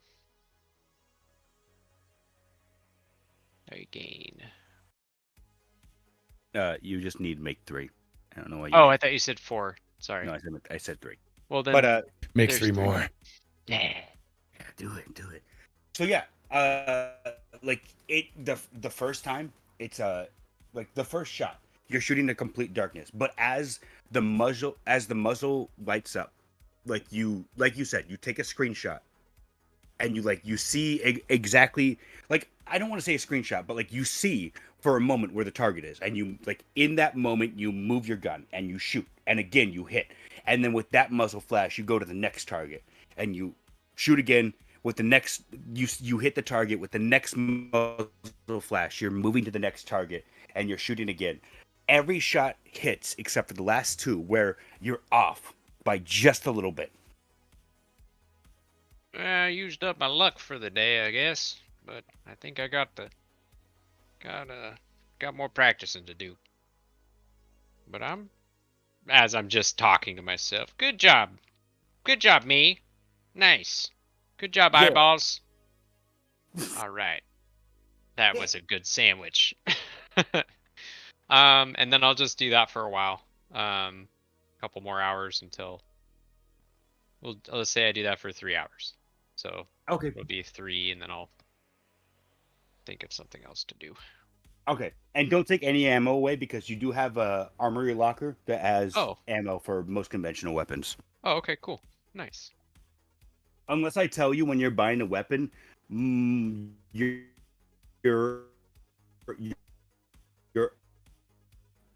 Okay. armory I can't. You're gone, man. You're gone. has most of the ammunition in it. Like, you have right around, you have, like, Oh God! Here it Oh comes. my god. Oh my god! What the fuck? All right, sorry. You go, You, Mr. Roboto, Dude, you and then have to. you know. Rup. It's like Bruce Almighty when. sorry, God man. damn it. Sorry. Yeah. Okay. Okay. So you were saying basically, unless you say otherwise, odds Yeah, when you're are buying a weapon, unless I say otherwise, odds are the armory on board has the ammunition you need for it. Cool. But that's only for use on board. Like, it's like more or less like dum rounds for your Right. weapon. So if you take them into the combat, they're not like, you can't be like, oh yeah, I'm gonna get 100 rounds from the armory and use that for weapon for combat, because it's just gonna do like barely any damage to the guy. Yeah. They're gonna be like, Shooting wait, rocks. you shot me with the plastic bullet? Yeah. Yeah, exactly, more or less. Okay. literally shooting a blank at like point blank range. You know what I mean? Just the rock from the flash powder is hitting the bad guy. Yeah. The wad. The little paper wad. Yeah, exactly. Yeah. Ow. That really hurt. Fucking stop. You dick. All right. I don't have anything else to do. I'm gonna wait till 5. Okay. Fafnir, what are you doing, buddy? It's afternoon. He lifts his phone to his face and sees the text message, and then he checks for calls from the temple. You have a text from the temple. They say to check your email. They have sent some intermediary lessons, and they're currently deliberating on where to put you in the next course, and then they'll send you more videos from there. It's training time. On a how to. Okay, he downloads those videos then. Yeah. So the last two. Do you remember the last two lessons that you had in the first two lessons you had in the dojo? Yep. What were they? One was on a dummy in its flesh. Okay. And I forgot the other one, but it was also a dummy. Yeah. So it was training on dummies because they don't want to actually use real bodies with like amateurs. But one was for flesh wounds, like scrapes and stuff like that. One was for smaller incisions, taking out bullets and stuff like that. It wasn't any deep. It wasn't any deep tissue healing. It was just like a few, like it was like surface level, taking out bullets, rehealing the stitches, all that stuff. More or less like basic battlefield stuff. This time, the video lessons that you have are they're all titled like intermediary course 1, intermediary course 3, all the way up to intermediary course 5. All of them are about like deeper, like cleaning off organs, healing them up with biopsionics, and then like properly cleaning out the cavity that you have made, inserting the proper like medical tools, the right like syringes and stuff like that, the proper drugs to use alongside your biopsionics. Natasha! Where are you at right now? He'd be Fafnir. in the bunk, so there, his cabin. Okay. So you call out for Natasha, or do you like send her a text? He'd call out. Okay. So yeah. So like, are you standing outside of your room? Right now, he's in bed. Okay. So yeah, she comes over to the door and knocks on it, and you hear like you hear muffled through her. Yes, doctor. What did you need? Natasha, do we have one of those flesh dummies?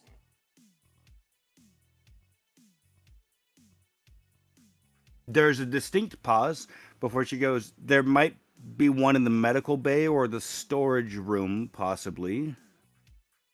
Well, could you check? I'm currently doing research on something. I can't at the moment. Does an old man get up?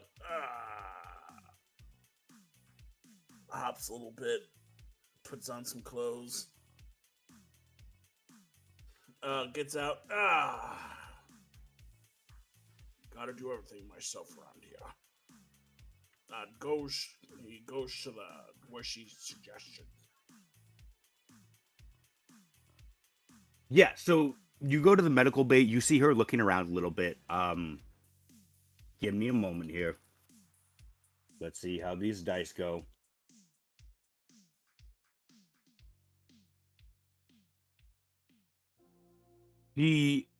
She's not tearing the place apart, but like she's going through all of her cabinets, all of the lockers, and she finally she sees you and she goes, I'm not finding one in here, doctor. There might be one in the cargo bay, possibly. We do have a few things stored from the last renovation in there.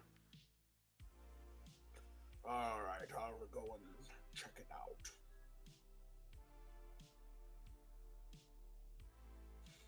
He's gonna search. So yeah. So make me let me see. Make me a notice roll with either intelligence or wisdom.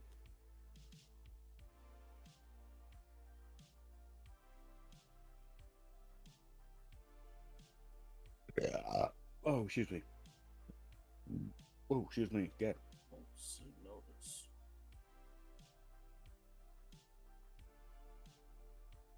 Weird. Oh, there it is. Oh, see, I found it. Yeah. Surprisingly, you do find an old dummy. It looks a bit older than the ones at the dojo, but it's more or less the exact same. But yeah, you do find a dummy in the cargo bay. Nice. Slap its ass. It doesn't have an ass. It's just a torso.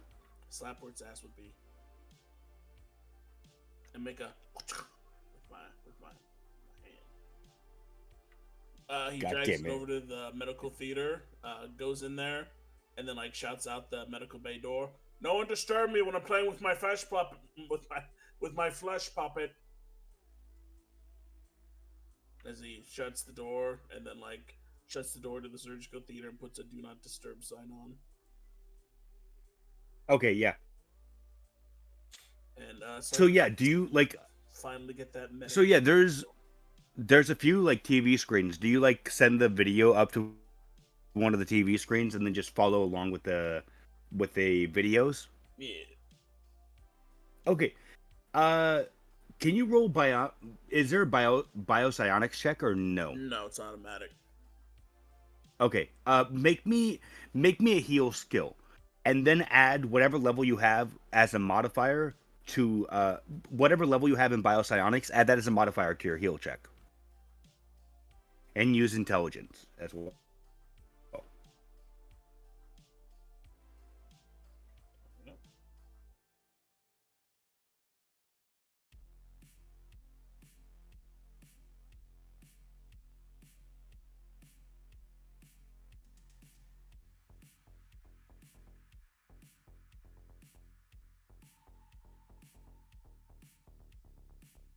Is it just me? What? Nope. Okay, everything just sounds low. Whatever this roll is, +1. Okay. So 11. Heal wisdom. Yeah. Okay. 1 and 1. Yeah, it's heal's a 1, wisdom's a 1, and my bio's a 1, so it'd be +3. Wait, your heal is automatically added to the 2d6 roll, right?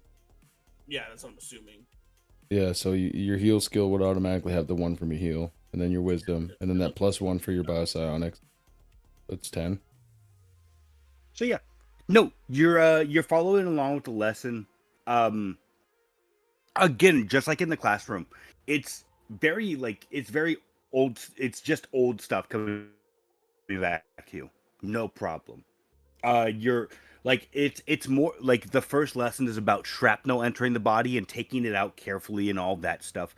They actually have like they call it the Iron Man scenario where there's shrapnel nearby the heart and you need to be careful to take it out while also stitching up the muscle fibers of the heart and then ensuring that it's not bleeding anymore and all that stuff. You're doing it with flying colors. It's no problem at all for you. How blocked would you say the sun is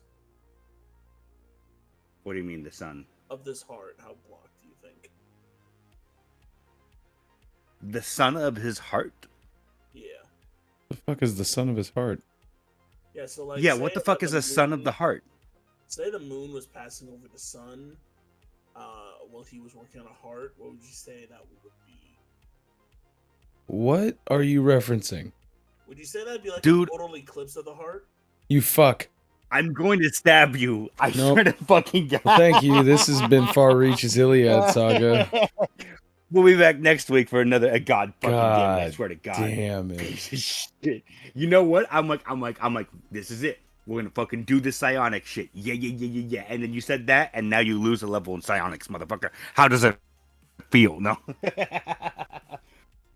But yeah, so you're going through the lesson, and again, it's easy peasy. It's like retreading old ground, but it's bringing up memories of like doing this for the first time way back when, except in House Turgenev. But it was much stricter, and if you failed to save the patient's heart, then they would cut out your heart instead, because House Turgenev is pretty fucking go hard with their psionics.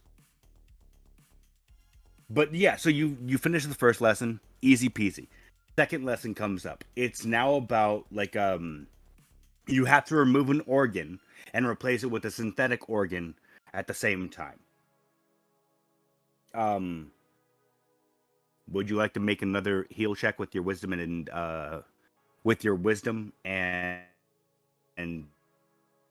your fucking biopsionics level as well? Oh. God damn. So, like, this one it's not as easy, because, like, it's a bit harder of a process, because last time you were just taking shrapnel out, you're healing a heart. This time you're actually, like, trying to disconnect the bloodlines from an organ, pull it out, put in the new organ without any, like, extra blood and stuff like that. And it's starting to get a little bit messy. The dummy actually has like synthetic blood on the inside cavity that whenever you're removing stuff, it actually like acts like a normal body. It's getting kind of messy, but eventually you do it, and you clean up the wound and everything. How are you feeling? You've completed 2 intermediary lessons, and you feel like you're acing it right now. How is Fafnir feeling about this? Feeling like God. What? I control life and death. Okay, so he has a god complex. Great. Cool. Okay. One Make day another that make robot another guy is gonna wake up with the real body. Jesus Christ. I'm coming for you, Cayde. He got it right. He got it. Yeah, I was about to say he My got the name right. God. Yeah. Everyone take a drink of something strong. You're gonna wake up with a human body. I'm gonna fix you. Who bar? Okay, make another healing check for me. Same roll as last time.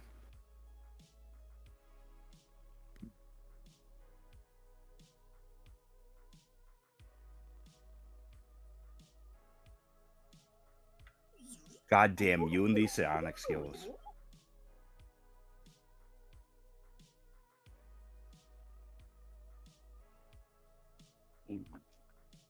So the last one is pretty serious. The last video, the last lesson of these videos is dealing with cutting off a body piece, cutting off a limb, and replacing it with the cybernetic prosthesis. Sorry, brain fucking. Replacing it with a cybernetic prosthesis. It's a lot more complicated than the last 2, because you have to adjust nerve endings and tie them with the machinery of the augmentation before actually like attaching and all that stuff. Again, it's like treading over old ground. You're doing it like an ace. Like you, easy peasy. It's all coming back to you as you go through it. What the fuck just happened?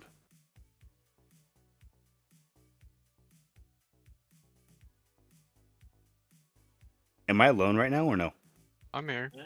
Okay, no, I was just making sure I didn't go robot.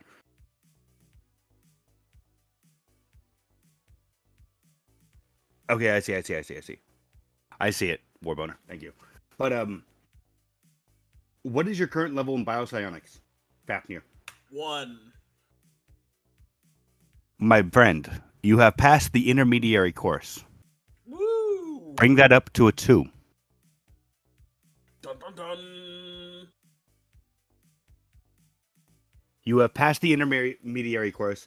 The video goes on to explain, like, if you've done all these lessons correct, then you're ready to start performing battlefield medicine and all of that stuff. The next series of lessons, which will be sent to you shortly, should go deeper into like They start singing proper to care him. of organs and all that. Did I turn robot there? Oh yeah. for a second. To you, Oh, goo, God goo, damn it. goo, goo, goo, goo, goo. Fuck off. Fuck up. Don't make fun of me for being This a robot. You this fucks. this is my favorite part. Best I session. hate this so much. I fucking hate this so much right I now. feel like I'm in the Fucking future. goddamn. Dude, we are in the future.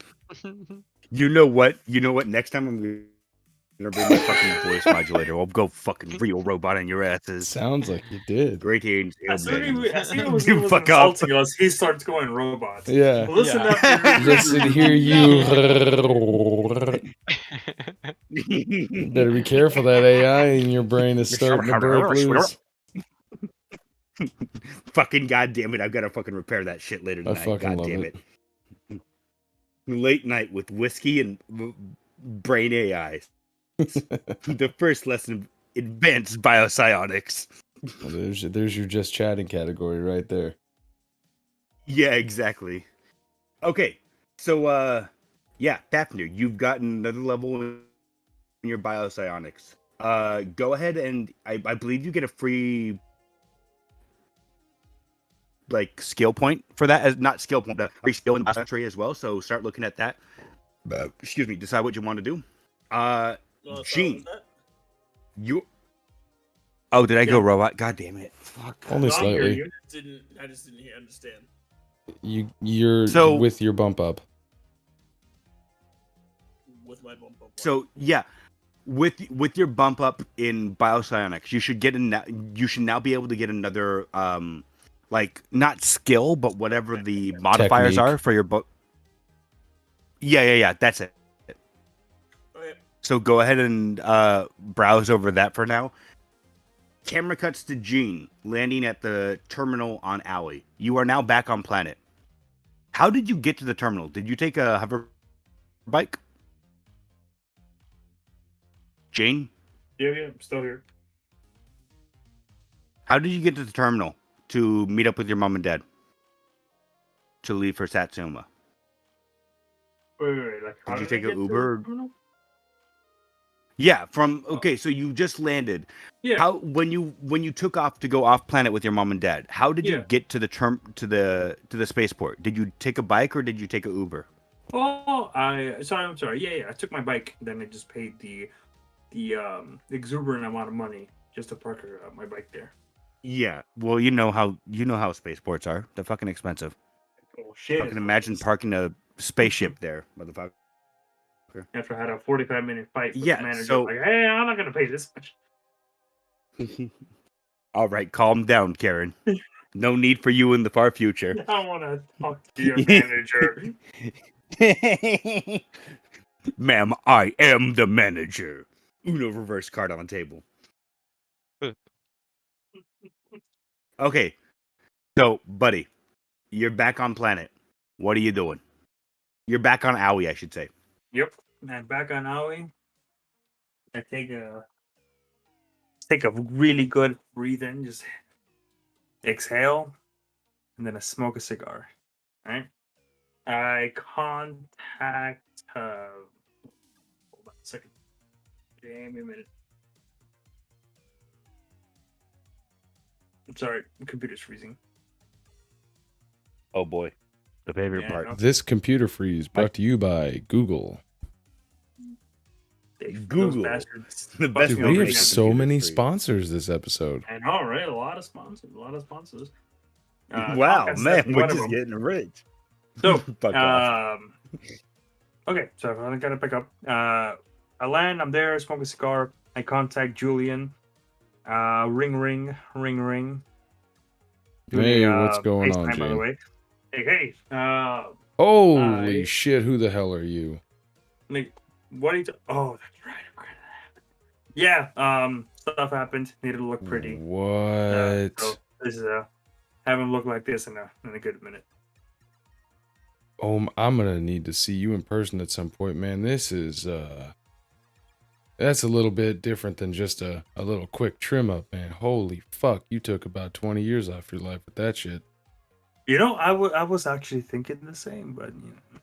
So, I had to take care of a few things. I'm back on track. What's the plan? Where we're meeting? Who do I need to kill? Oh yeah, I sent you that text message. I don't know, insert time ago. This evening we're gonna go over some stuff. We got that big mission for the Lady Kurokawa. We'll have to go over some of that stuff. I look at I sound like a text message. Oh, so that's what that sound was on my phone. I missed a lot of these apparently, not just from you. Well, that's fixing for later. Okay, I'll make sure to read through these, and I'll meet you guys later. All right. And then I hang up. Be here after dinner. Oh, after dinner, you got it. All right, bye. Hang up the phone, and then I throw it away because I could be traced. Isn't it like attached to your arm? Wait, I ripped my arm off. Yeah, never mind. You don't have any augmentations, do you? Nope. Fuck, you actually have a phone. Everyone's like, "Oh, what is that thing? This here, youngins, is called a cellular phone." Oh, Jesus Christ. Hold on a sec. You don't even have a compad. You just have an old ass cell phone. Yeah. Like a 1,200-year-old cell phone. It's the Samsung. No, This is the Samsung Universe 25. I mean, if it's the year 3200, you're talking about at least it's a 1,210-year-old phone. Thank you very much. Jesus. He's got the old suitcase phone. Oh yeah. Motherfucker. Oh yeah. Damn, you don't even get the Matrix phones? Shit. I like to go old tech. Reliable service. Big brother ain't spying on me.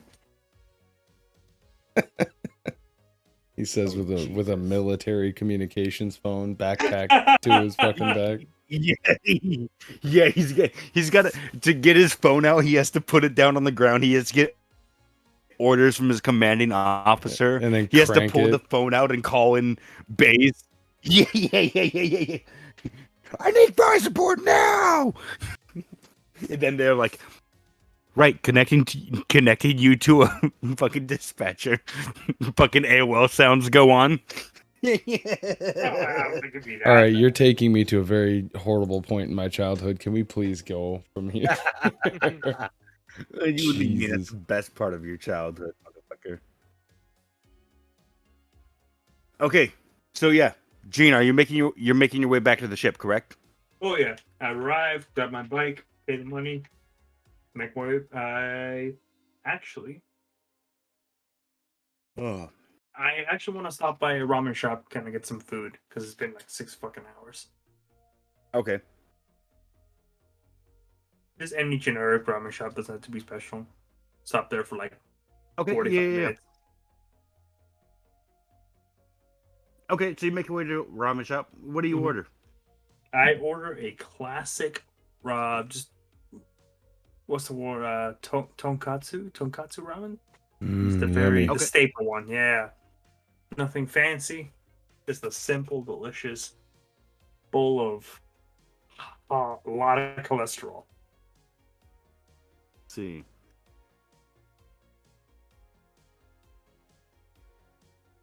Okay, yeah, so that's 10 credits. Cool. They give you the ramen after like 3 minutes of waiting. And I devour it. Okay. Give me a second here. Let me make some rolls. Swear to God, if you give me food poisoning. No, it's not going to be food poisoning.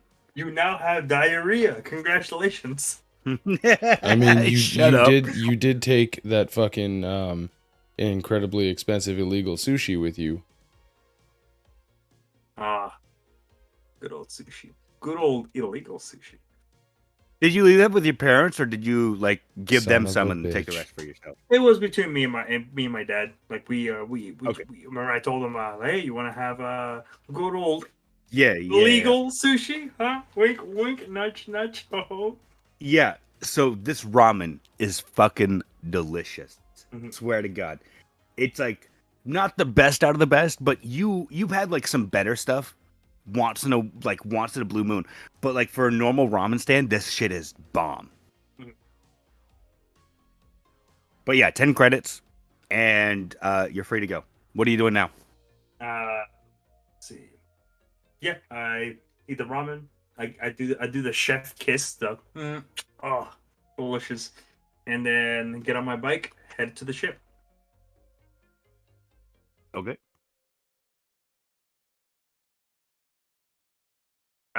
Cade, Yes. it's now almost dinner time. Then I will go to the canteen or the mess hall and just start eating early, I guess, and then I just want to wait for the meeting. I don't Okay. have anything to do. Got it. I'll eat and have a nice dessert of chocolate mousse cake and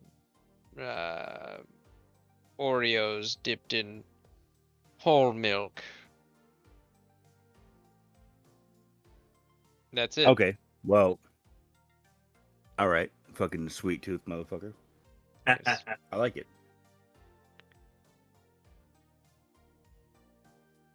Okay.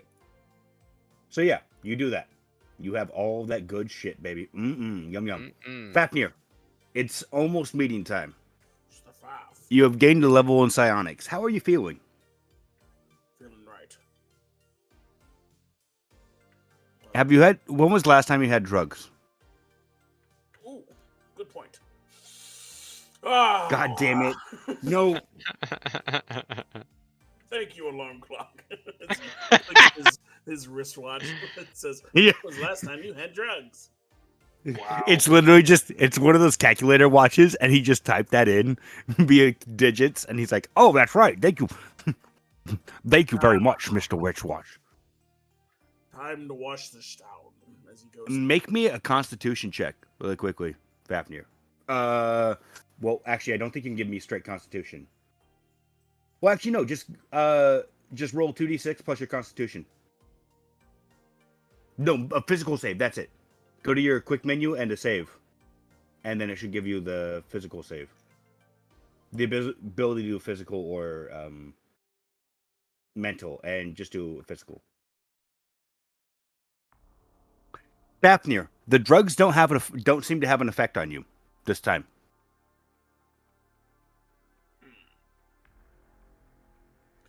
This is bullshit.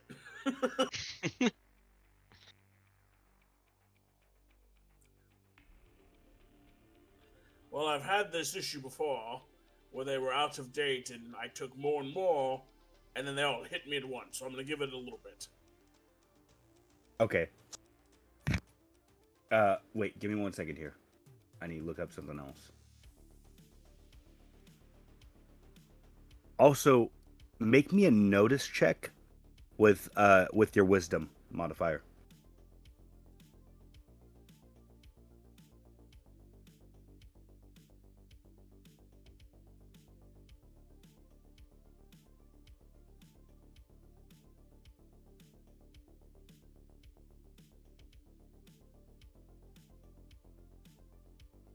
Fafnir, you realize that you have about 2 hours before you need to be at the port to meet your drug boy.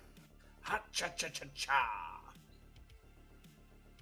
He's gonna start heading that way. He's gonna pop his head in the cantina. Hey, you up to anything? I mean, no. What you got Wanna going help on? your old Faf with a little errand? Why not? All right, bring your big guns. Oh, all right. I go and suit up, put on my armor, and grab my rifle off the bench. And yeah. Yeah, Fafnir just whistles as they walk out.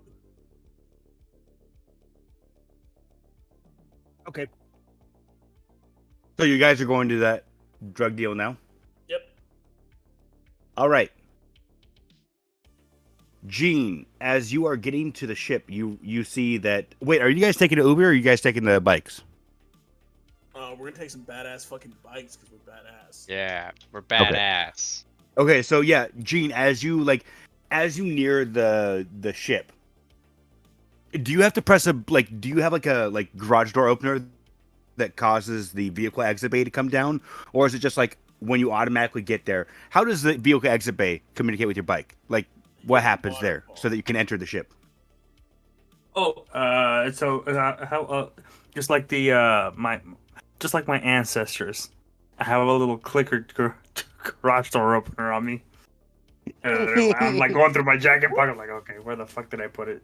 Ah, there it is. Click, click. Beep, beep. Steam hisses out as this giant like deck comes down for you to drive up on. Yeah, so as you enter the ship, you see Jean and Fafnir both heading to bikes as you park yours. I wave at Cayde, Hey, and then I Jane. flip Fafnir off. I got You're gonna chuckled die. myself. You're gonna die in my arms someday. All right, let's go. One day you're gonna die, you piece of shit. One can only fucking hope. Not only that, the last thing you're gonna see is me smiling down upon you. Oh, I'll be smiling too. Don't worry. God. We make very, very heavy eye contact. He does not. Well, what you got going on there, Gene? We're gonna go do some legal stuff, I guess. I don't know. Feel like That's the coming? first. Nah, just had a very, very long last. I don't even know how long it's been at this point, but I think I'm gonna catch some Z's. Well, you're looking good even though you're tired. Go take a rest, Chief. He does Will seem do. miss You guys, good luck out there. Please don't let him get you into some crazy bullshit. Everything will be just fine. Cutscene to like What's 20 the minutes later. what's It's like the most start relevant- of Terminator. Oh What the god. fuck? It was like a robot stepping on a human skull. Do, do, do, do, do, do. Yeah. Like, oh god. The year is 3200. Robots have wiped out all human life except the small resistance. It shows Again? the camera pans up. It shows Fafnir all scarred. Do do do do do do. A robot head and then Okay. a human body. It's like Gene.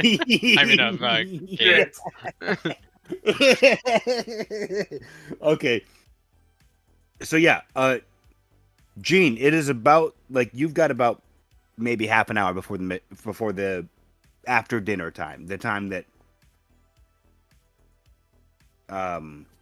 Codex said, "Hey, meet me at the hollow table." Okay. Which time do you have left? Yep. Did I go robot?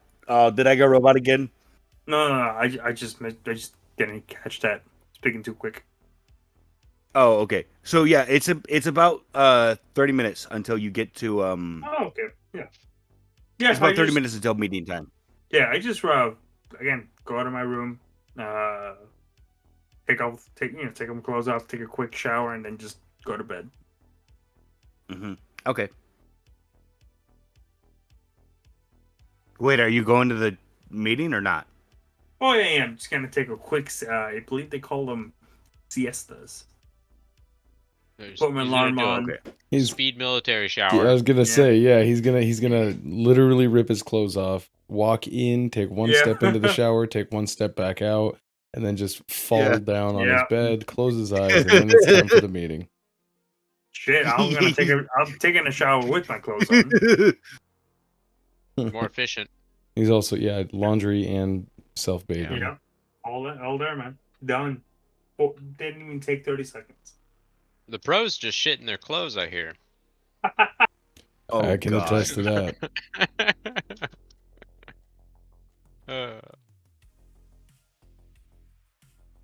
Wait, would that make Okay. a Lazarus patch a performance-enhancing drug? Okay, let's go Oh with it. God. I mean, we already Oh. know that it flushes your system of all toxins, so Jesus Christ. Get out of my body, erectile dysfunction. Be gone. The power of Christ I controls you. I Be wasn't gone. ready for that one. It's a toxin. I I thought know. that's what you meant by performance enhancement. No, I know. like steroids, PEDs. Oh. I no longer want to be in this universe. If Get the me out. pros shit their pants, then Please stop. what made it Please happen stop. was the Please Lazarus stop. pact. Please stop. Please stop. Please. We're I no longer returning. enjoy- Very, very valid question. I no longer enjoy this. Okay, so Codex. It's about 20 minutes until your meeting time. What are you doing, buddy? I'm actually heading to the fucking to the boardroom, prepping what I'm gonna say. Okay. So just kind of getting things down, getting all the information that I've been compiling over the entire day together, having it all like not like a slideshow, but kind of like a slideshow. You know what I mean? Like those old school, what are they fucking called? The projector screens where you like click it and it like shifts. So you hear that tick, tick, you know what I mean? My Oh yeah. slides, right? But I'm getting all the information that I've compiled together to try to put together some sort of like what is that? Like a briefing of what we could possibly expect, and then getting ready for a brainstorm when everybody kind of, well, I guess never mind. Yeah. Yep, just Okay. getting ready. So, really quickly, I want to clarify something. Yeah. So, earlier you mentioned that you messaged all the PCs. Did you ever message any of the NPCs or no? No, not really. I mean, most of the other NPCs kind of just have their own shit that they're dealing with. You know what I mean? Just trying to keep the ship together. So Julyen was like, well, maybe Al and Mao would probably get one as well, because they have to know where they're going. Yeah. But since I'm How planning far on, ahead of time did you message them? Did you message them at the same time as the PCs? yeah, it would have been, if any. I only wanted to send one out to everybody, but yeah, like Ruach doesn't really need to be present for it. Natasha doesn't need to.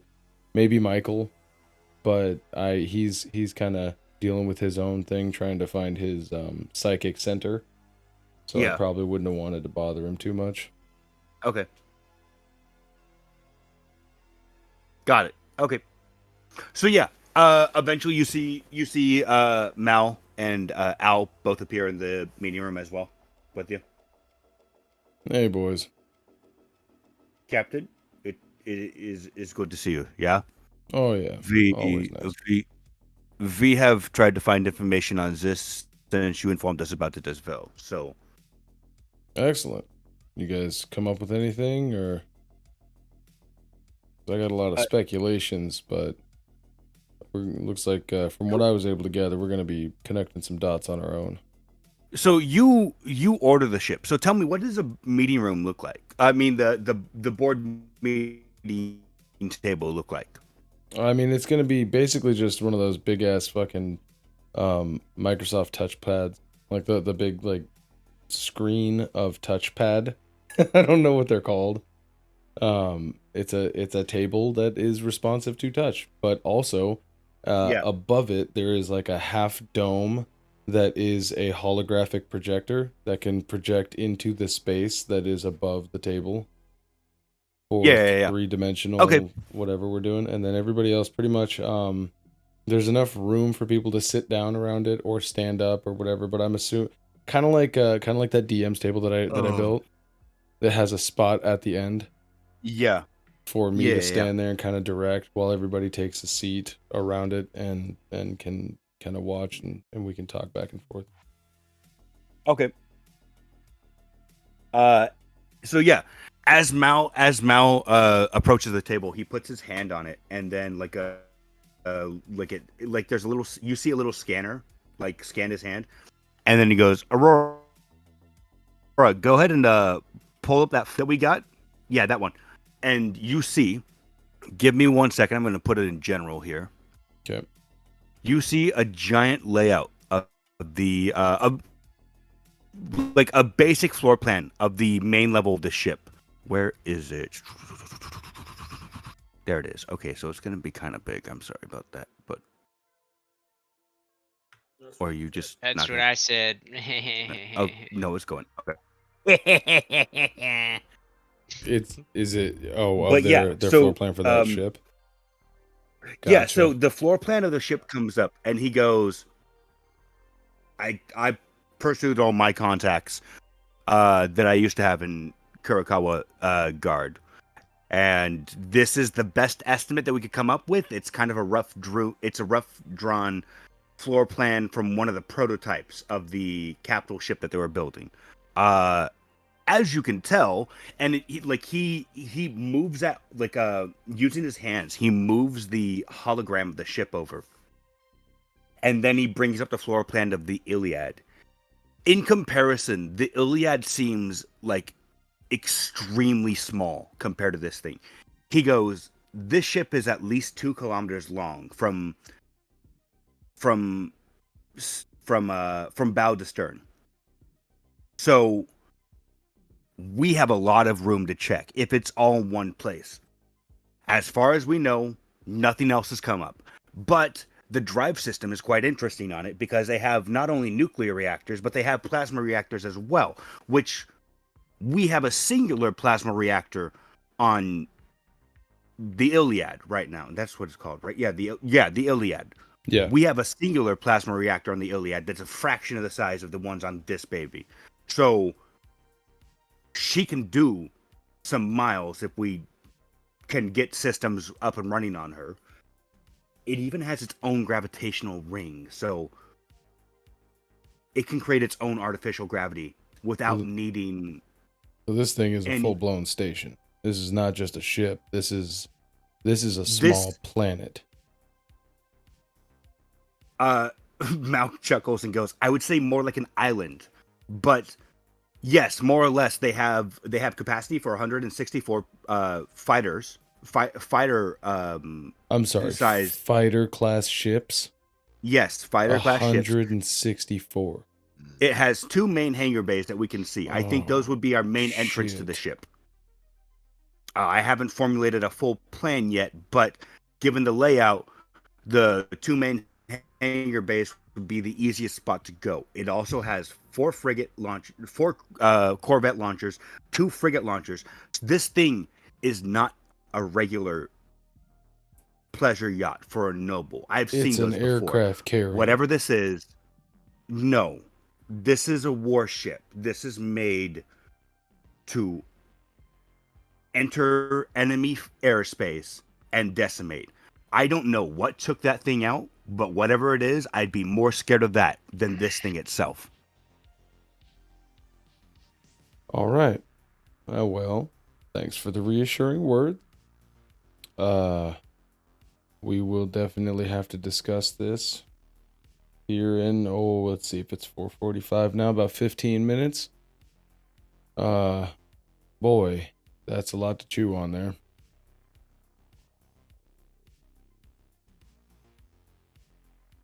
Yeah, Mal just kind of nods and Good job. Sorry. looks Sorry, to Mel. you. That's amazing.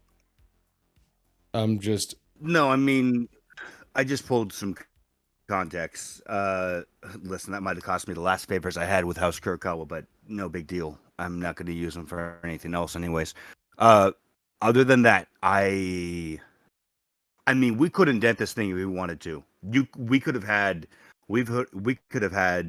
singularity cannons on this pitch, and that thing would probably be able to withstand at least some portion of the damage. do we have on this ship, did we ever get ordered any sort of camouflage from radar or any sort of camouflage from visual what is that? What's the word I'm looking for? Boys, you guys are ship pilots. You know things about ships. Is there any way for us to go invisible to this thing on radar and possibly with a physical eye? Do we have the capacity for that on this ship? Aldebrecht speaks up. I mean, so first off, this is I don't know what this is, but we're jumping in at a house, whatever. We jump in at the main gravity well, which was usually their first planet or their star. So we would be able to pull it up on visual before they would be able to pull us up on radar, possibly if we have max magnification on. Other than that, there's no such thing as active camouflage really that's successful yet for a ship of this size. I mean, if we have a fighter, then yeah, you can sneak around and no one will notice you for days. But since we are in a Corvette, it is, kind of Yeah, hard to be I like, get oh it. yeah, turn off all the systems. We're not just a submarine. Nah, I just comic books, man, comic books. All right, well, okay, that changes some things of our approach method, because while I'm sure that the lady would love nothing more than for this to just be sitting there pretty, all packaged up and ready for us to just climb aboard, turn it on, and move it, I am not that optimistic. The last thing I'd want is for us to approach within its firing range. I don't think we'd last very long if I'm being honest with you. All right. We got some stuff to chew on here, boys. Good find. That's a hell of a find.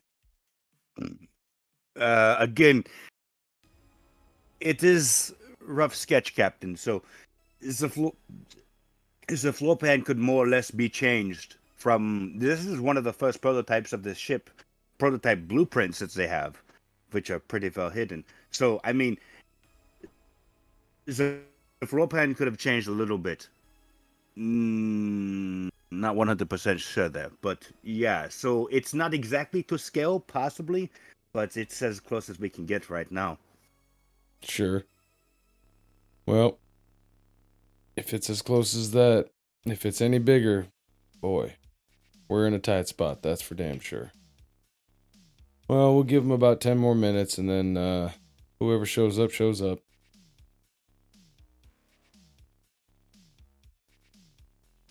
Okay. Yeah. Gene, it is almost meeting time.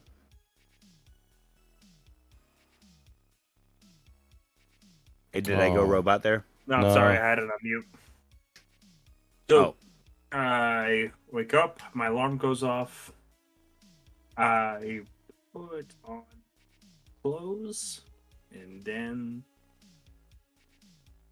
I head off until the sunset. Okay. And not to the meeting room? Nope. Got it. Yeah, I just head out to the sunset, never to be seen from again. Let's see. Oh, how about this? I will say I've been keeping this one a little secret.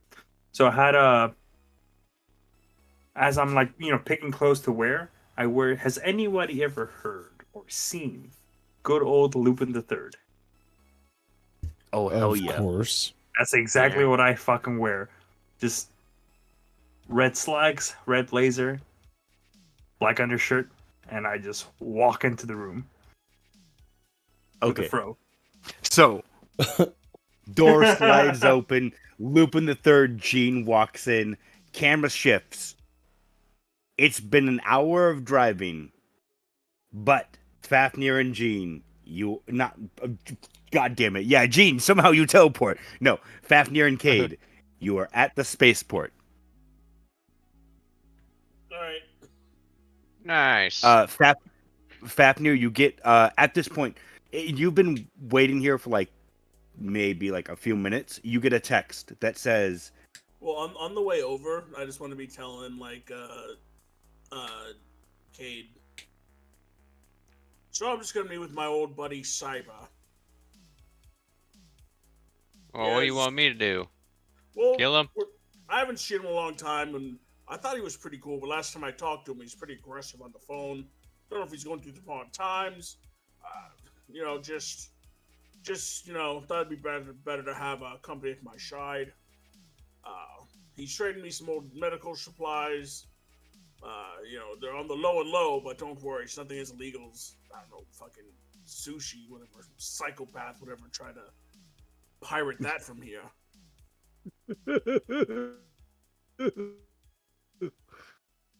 If anything, these people don't like What it the when they fuck was fucking, that? It was That was the best robot. Don't make fun of my robot voice. But yeah, You're a robot. So yeah, that's what we're grabbing here. If things come worst to worst, just stay close to me, and if you feel a feeling of leaving this area, just let it happen. All right. Okay. Well, my friend should be notifying me soon. Yeah, I'll try calling myself. Let's see. Yeah, so you get a text after about 3 minutes that says that has like a little it has like a QR code almost, and it says go to hangar 3. I hate these things. You try to skip the QR code. Damn it! Damn it! Damn it! Okay, yeah, he goes to hangar 3. Okay. So yeah, you to get to the hangars, you need to drive past airport security. So not airport security, starport security, but same fucking thing. So like they have a little booth set up, and you drive up to it. There's a guy in the booth, and like there's a little like the little stop thing at like parking garages. It's that he steps out and he's like, "Yeah, I'm gonna need to see some papers. I can't just let anyone drive up to the fucking back here." Would these be the papers like we use for our ship? No, I mean if you've got a hangar, then you've got a code to come in here. Okay, yeah, he shows that. Okay, yeah. So you show him the QR code. He scans it. He looks in the booth. There's another guy in there, and like he's got his like almost like when you're talking on the phone, but you're doing something with your hand, so you have it in your shoulder. Like he's talking into his shoulder, and he's nodding his head a few times, and then shakes his head and nods once more, and then he's like, "All right, go on through. Don't take too long. We've got some big flights coming in pretty soon here." Yes, thank you, my good sir. Yeah, so the gate lifts up and you guys can drive through. There's like 5 hangars on the side of like a giant runway. There's in big numbers. You can read which one it is. The third one's obviously in the middle. All right, goes to that.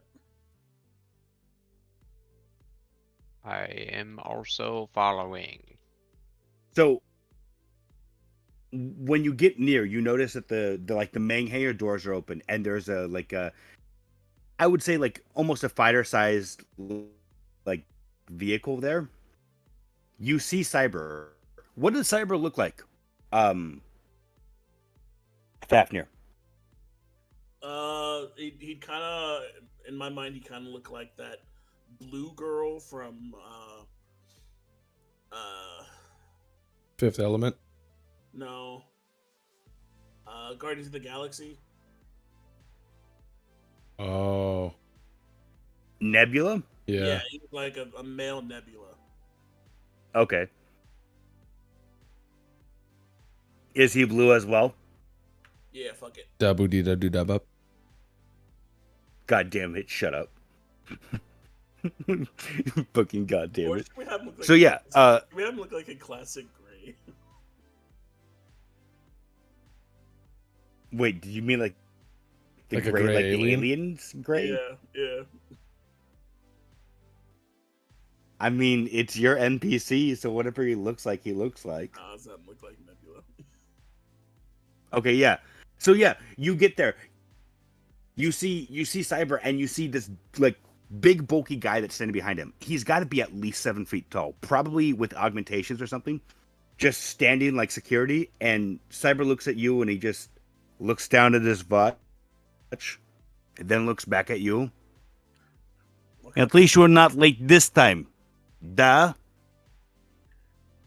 Cyber, baby. You know I like to make it. No. Listen. No cyber baby this time. All right? Listen, you fucked me over at Satsuma. You try to fuck me over now. Who's your friend? This is my friend, Mog. Blah, blah, blah. The fuck? Is that what you're really Yeah. doing? Yep. I'm Cayde? trying to make it seem like I don't have a tongue. What the fuck's wrong with him, Cyber? Ah. God damn it, fucking give me. Nope. We're saving Fuck. it for his birthday.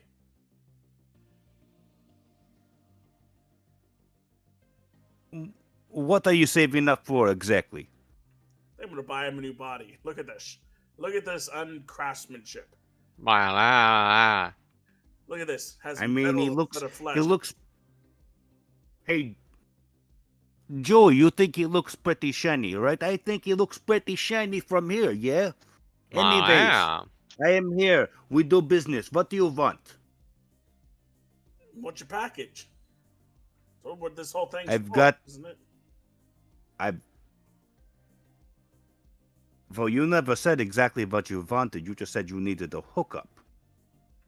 I brought most of my inventory here, so you tell me what you need, and I will set price. Da? Yash. What does he have? Give me a sec. Wait, where the fuck it? Did I? Oh god, I closed it out, didn't I? Fuck. God damn it. Well, I guess we're reopening it then. Cool. Thanks, baby.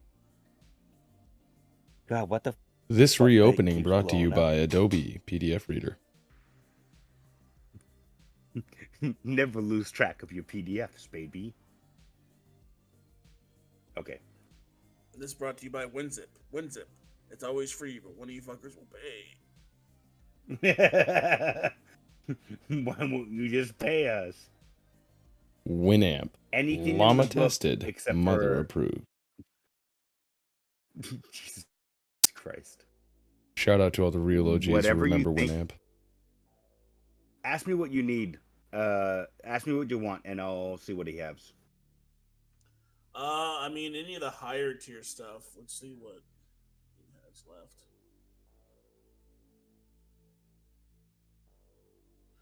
So he definitely needs more Hush. He definitely needs more Psycho.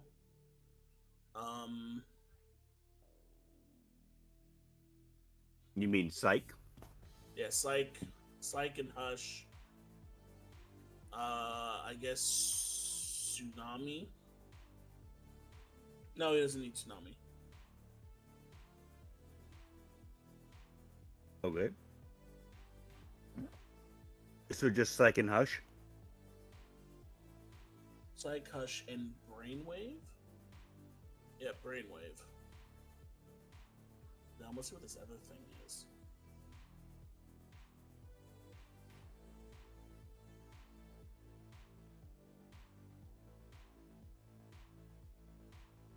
Okay, so Psych, Hush, and Brainwave. That's what you want? Psych, Hush, Brainwave, and Pretest Cosmetric, if he has that. Pre-Tech Cosmetic. Yeah.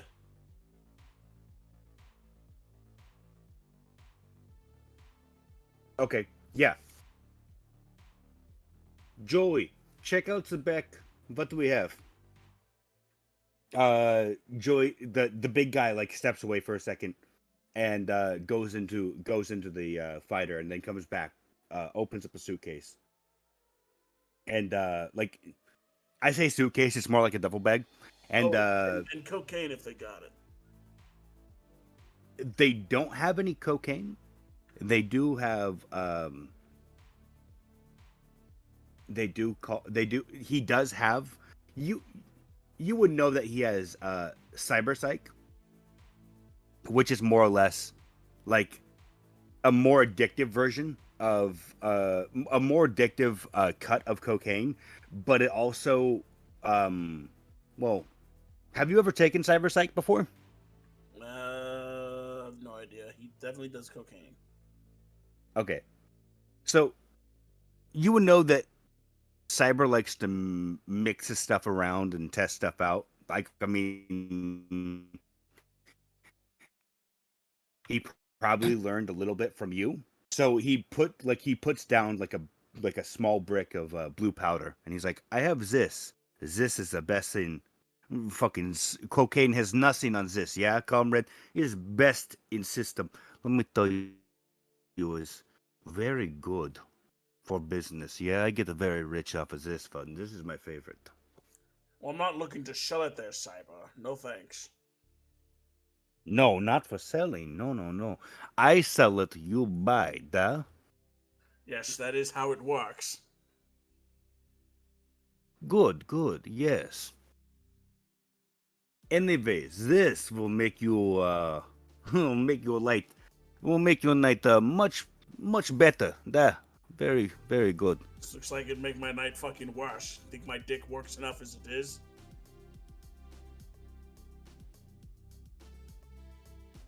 Okay, I don't need to answer that. So you need psych, hush, brainwave, and you want some of this as well? And then you want the pre-tech cosmetic. Yeah, that one is going to run you some money, as is the brainwave. The hush, the psych, and the pre-tech cosmetic.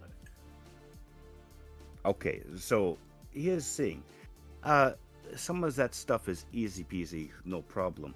The problem is, well, you know, brainwave is not easy to come by, yeah? It is very rare, you know, not easy on open market. market. But I'd try. I understand if you don't have it. He puts down a few syringes in like a little case and opens the case up for you, and he's like, "This is brainwave, yeah. You know how? I mean, you are psionic. You know how to use it. It's not it's not easy, but it is not dumb either. It's easy way to use. Okay." So yeah, that one is going to cost you money. The pre-tech cosmetic he opens up, and it's like it's also like a syringe, but there's like a little computer attached to it. I don't know why you would want this. I mean, your face is. I mean, I guess your face is kind of ugly. I don't like looking at it anyways. So I could sell this for you as well, but I usually save this for the good-looking girls and make them even better looking. So why would I want to sell this to you? Duh? Cyber, I watched you with the Gamaranian on the Kling Kling planet. All right, I know what you get up to when you got a couple of vodkas running through you. Yeah, and you know what she does? Now she works for me, yeah? She works for me and she makes me good money at my arcade, as we call it, yeah? So, and I gave her a few of these, now she looks better than any woman in House Kurakawa you could dream of, I tell you. Imagining a fucking horrible monster, but with a passing face. Fuck off. Okay, the hush and the psych, I get those all the time, no problem. The brainwave is going to be a little pricey for you. Pre-tech cosmetic is going to be very pricey for you, but very good as well, yeah? Yes, I'm running with the new crew. Things are looking on the up and up. How about the packaging? The packaging all look medical graded and on the up and up? Joey, get the doctor a good bag, yeah? Yes. All wrapped up, plastics all looking nice and yeah, so Joey goes back into the fighter and comes back out with like it looks like a proper med kit, and then he opens it up and he shows you, and it like has like a fake like it has like gauze and everything in there, and then he closes it and he opens up he holds both hooks and it opens up a different way, and underneath there's like a little padding, and he puts these in. All right, so you want one brainwave. How many brainwaves you want? Yeah, I can give you only one pre-tech cosmetic, but how many brainwaves? Just for pricing. If you got 5, I can do 5, yeah. And then of the hush and the psych, if you got 10 of each. Okay. Yeah. So as you're talking, the big guy starts loading in. You see him put the packet of needles in there, the little box of needles in there. He puts in like 10 little 10 little like packs of Psych and Hush in there, and then he puts in the one needle of Pre-Tech cosmetic. You want the cyber psych as well? It might be good for you. I You don't might use that like it. psych. Last time I tried a new drug made by you, me and you thought we were horses on that planet where everyone was midgets, and we thought we were the horses for a week. I want to do that. Yes, but was good week, yeah? I mean, you haven't It seen was that an much iffy action in week, Cyber. you haven't seen that much action in 10 decades, I bet. I got bad knees now, Cyber. Jesus Christ, you are old man. I can't deal with you anymore. Jesus. We used to talk and chat and party all the time. If Now you you get any ruined. pure cuts of pure drugs that haven't touched your hands yet, you give me a ring. You know I like Everything. my own concoctions. Oh, and by the You- way, get your sights on one of these. Wait, what? He puts his hand on his side for his concoctions, and he pulls out what looks like a Lazarus patch in its packaging, and tosses him one. And then he pulls out a colored cigarette and gives him one. Okay, what are you giving him? I'm giving him Rift and Shh. Okay. He looks at them and Joey, put them in Rift. chip. Rift and Shh. Yeah. I kind of figured you mispronounced it. I wasn't gonna. I don't know. Yeah. I don't know. You might have a weird way of fucking saying it. Joey, put them in back of plane. Maybe we can use it on girl or something. Who knows? Maybe they'll like it. Anyway, so let's see. Yeah, So you take one of those, Joey, and you call me first thing in the morning. So yeah, he starts looking at all the content. So you got 5 brain waves, you got the pre-tech cosmetic. Okay, that's pretty pricey right there. Okay. And then you got the 10 hushes and 10 psychs, correct? Yeah? Dash. Okay, so we're looking at about 50,000. Never one to mince words there, are you, Cyber? Listen, you remember what you did to me on Satsuma, yes? Comrade? Actually, no, I do not. You left me there for 3 days waiting for your stupid ass not to show up. So next time you deal with me, maybe Big Price might tell you, hey, maybe I should be on time next time so Cyber doesn't fuck me over. That is the way, yeah? A dirty bastard there, Cyber. Listen. A fatty credit stick. Okay. He takes it and he's like, all right, Joey, give the doctor his medkit. He needs it to heal himself up a little bit, yeah? And remember, Fafnir, if anyone asks, we're just Samaritans helping out the people who need medkits, okay? So you don't fuck around. If I hear anyone come back to me about you, you're gonna be dead. Surprised no one can hear your bleeding heart from where they are. Running rivers down the aisles over here. Joey, start up the ship, da? We are getting out of here. I don't want to be on this planet anymore. And takes his medical bag. Till we meet again, Cyber. Try not to die to space pirates. Yeah, He, whatever. like, wiggles his fingers and going, ah.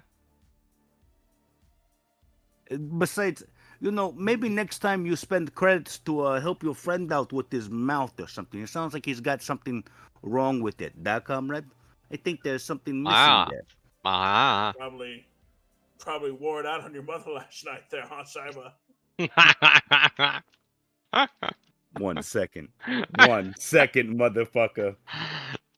Yo, let's see how well this is gonna fucking go. Hey, that motherfucker's in his ship leaving. And that was my turn and walk away. Uh-oh, you broke the first rule. You never walk away from someone after you insult their mother. You hear the jets spool up for a second, and then they wind down, and the cockpit opens. And Cyber looks at you and says, "Either you take that back, or I'll blow your fucking ass up right now, you piece of shit, duh." Cyber, apologize. Cayde, apologize to the man. You heard him, Cyber. Never again, right? Okay. You better never contact me again, piece of shit, alright? Does the hand, because he's still walking away. Yeah, you hear the engine spooling back up, and you hear like the hermetic seal of the cockpit as it closes.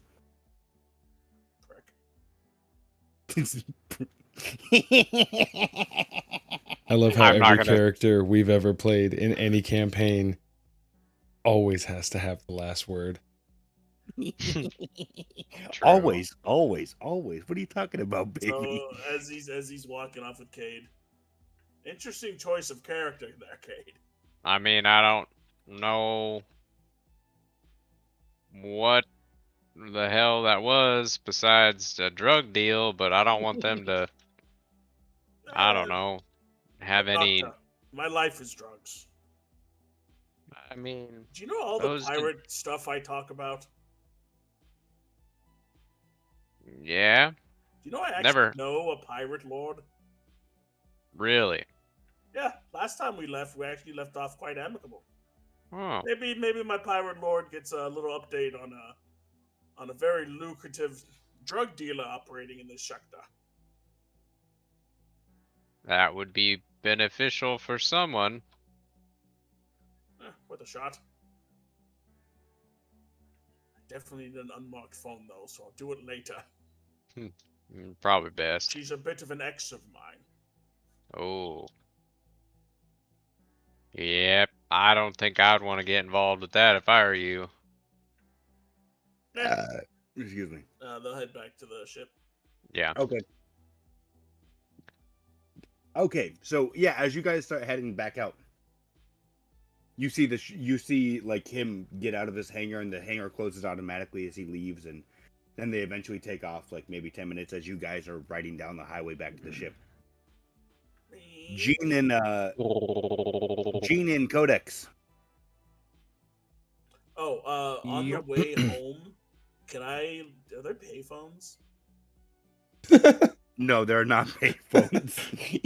Everybody has a compad almost installed in their arm. Are there payphones? There has to be some no good way to I- call people. I need to 10-10-220. You know somebody. what? Oh, Jesus Christ. I haven't heard that in fucking forever. You know what? Just for shits and giggles. Try my old connect skill. Yeah, no. There's no So you payphone. get to connect with a payphone? Yeah. Have you had a personal or a professional relationship with the payphone?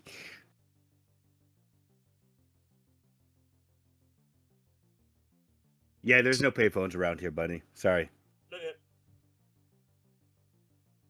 So me and Gene. Yeah, so Gene and Codex. It is now meeting time. Okay. I walk into the room. I wave at him. I sit down. I smoke a cigar. Julyen, very, very straight faced, goes, "And that concludes the meeting. Thanks, boys. Now that we all know everything, so glad everybody was able to show up. Oh, hey, Gene, what's up? What? I put on my alarm. Oh, What do you mean man. I'm late for the meeting? Nah, I'm just playing with you, man. All right, well, I guess you're the only person interested in knowing. So, here we go. Out of character, I put the notes that I took into general chat, so that way you can read them, right? But Julian's gonna kind of start off. He's like, "There'll be time for brainstorming and everything afterwards, but what I'll do is I'll tell you what I found. We'll tell you what the boys here have found, and then we can go from there." All right. Let's see. How do we put this? What do we know? We know that this ship This capital class ship, well, beyond capital class ship, was last spotted 2 years ago when it left here to take care of some stuff, some business, some political jargon that these noble houses like to fuss over every day of the week.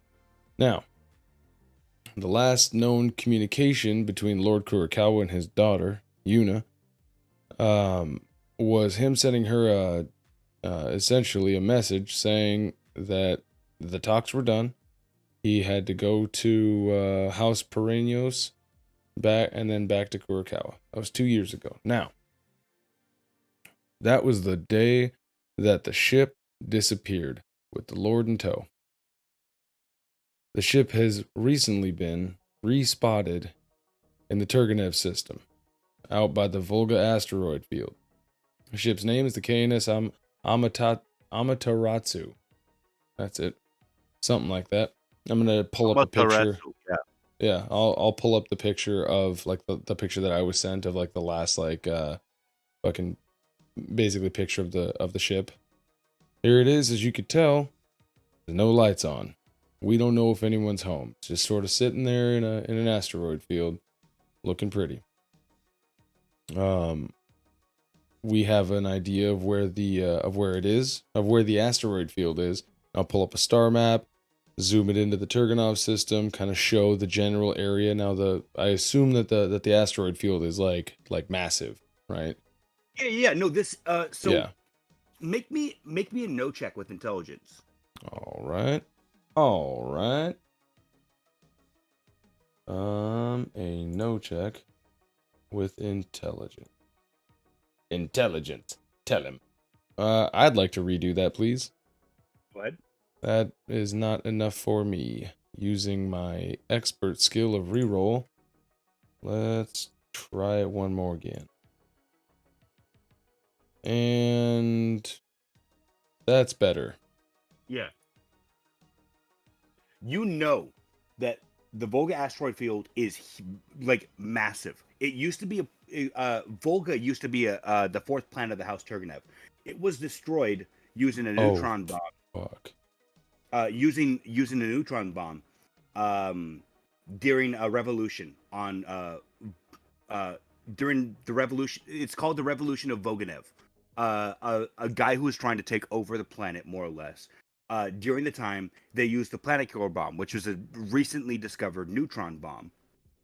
They used it against the planet, and it exploded the entire planet. A lot of research was done, but yeah, no one touches this area because like it's more like less of a stain on House Turgenev, more of a like warning of fuck around and find out, more or less. So this used to be a planet. There's a lot of like resources to be mined there, but no one really goes out that way. All right. What? So, here's the general area of the Volga asteroid field, formerly planet Volga. It's not likely, according to our reconnaissance, that House Turgenev is going to cooperate with us. As far as the nobility here understands, Turgenev is saying that they have no idea. They have no idea that the ship is there. They can't get a hold of it through drill space communication, but maybe in-system communications, we might be able to make contact with the AI, which, as far as they can tell, is currently shut off. Let's see here. And then I'm going to pull up some more schematics, like the floor plan about the ship. As you could tell, and I'll pull up the floor plan about our ship. Our ship is essentially a dwarf compared to this beyond capital class ship. This thing is, I cannot stress this enough, Gene. This thing is absolutely massive. It is decent sized for ship. I mean, the new warships by House Bismarck will dwarf this, but yeah, it's pretty big. Look, all I gotta say, Al, is that until recently, I was literally living in a shuttle. Everything is big to me.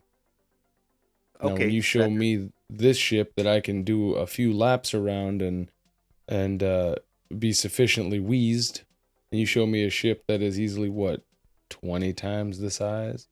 I would say about 10 times or so. Yeah. About? Really? Yeah. Seemed a lot. Anyways, it's massive. Like that's a whole lot of ship. But that being said, we do have a cover to get out there, because us going out to Turgenev system probably just, we can't show up there just being what's it called, tourists. We can't just be out there looking for a photo op with some capital class ship. I do have a job lined up for us to have a reason to go out there. We'll be picking up 20 tons of cargo tomorrow morning, and we're going to be transporting it to Kalashnikova.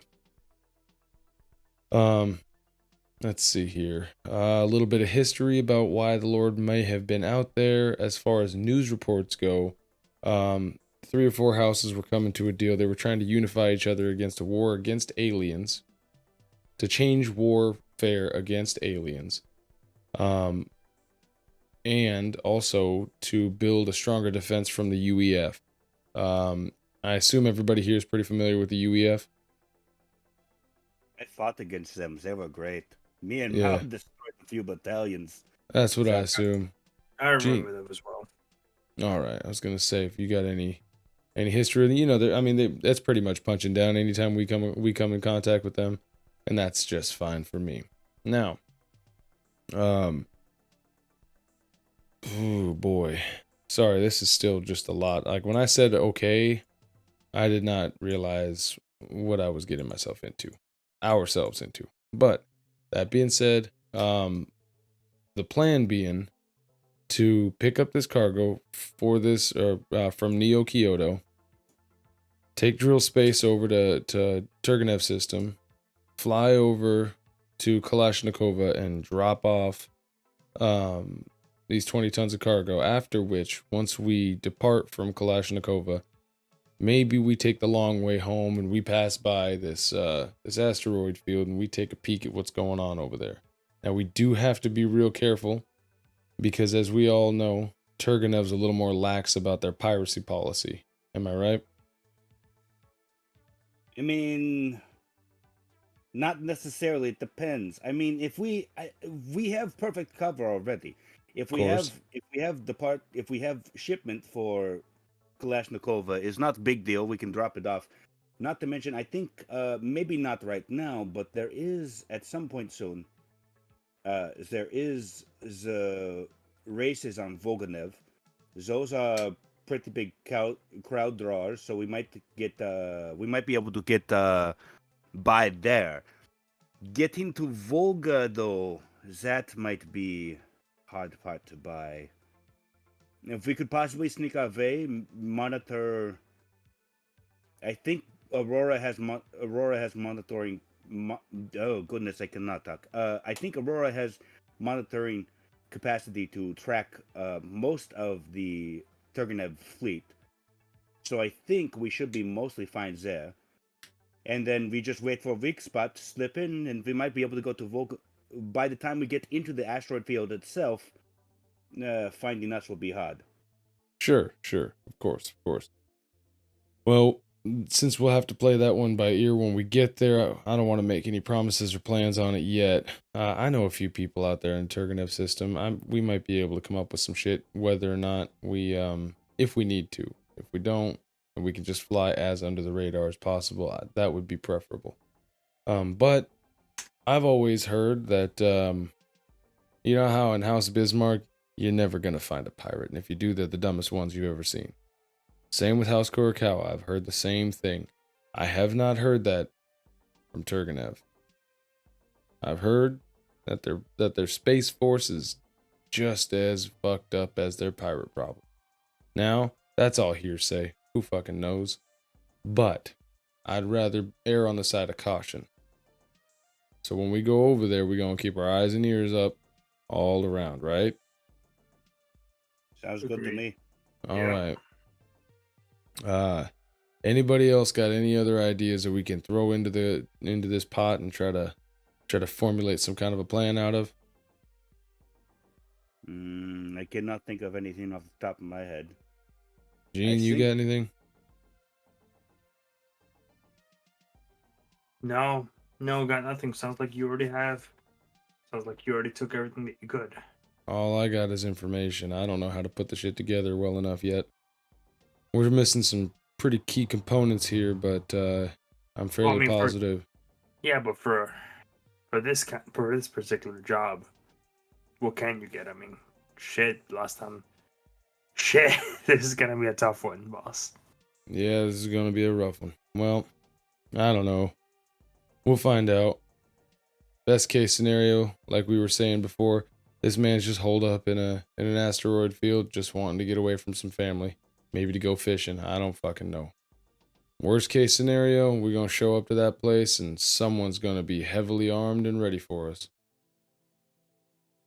So, that being the case, if you can come up with anything, we got tonight and tomorrow.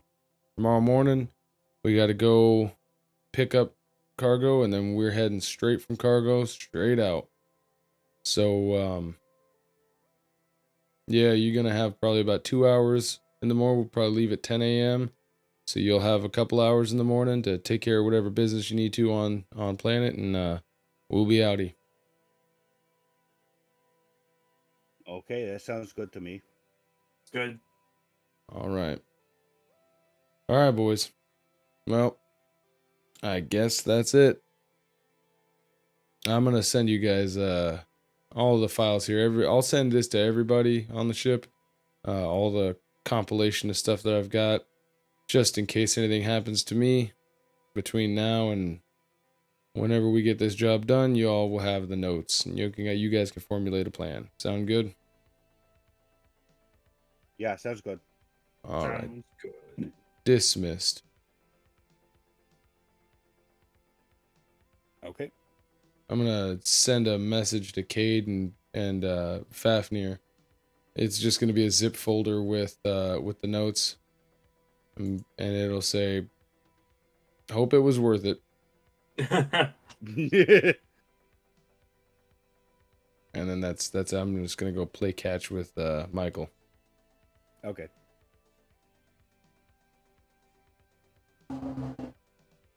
And do we want to end it there? I mean, it's about quitting time.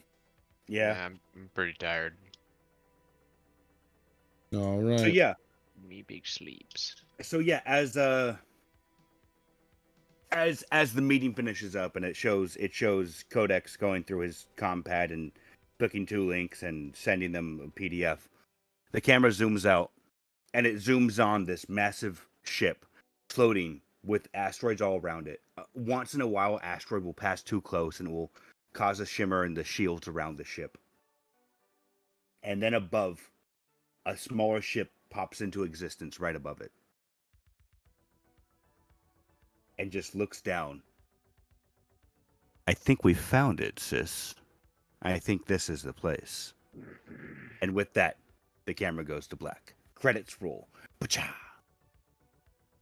Executive producer, Dick Wolf. My God damn it, every fucking session. Oh, thanks for playing, everyone, tonight. That was great.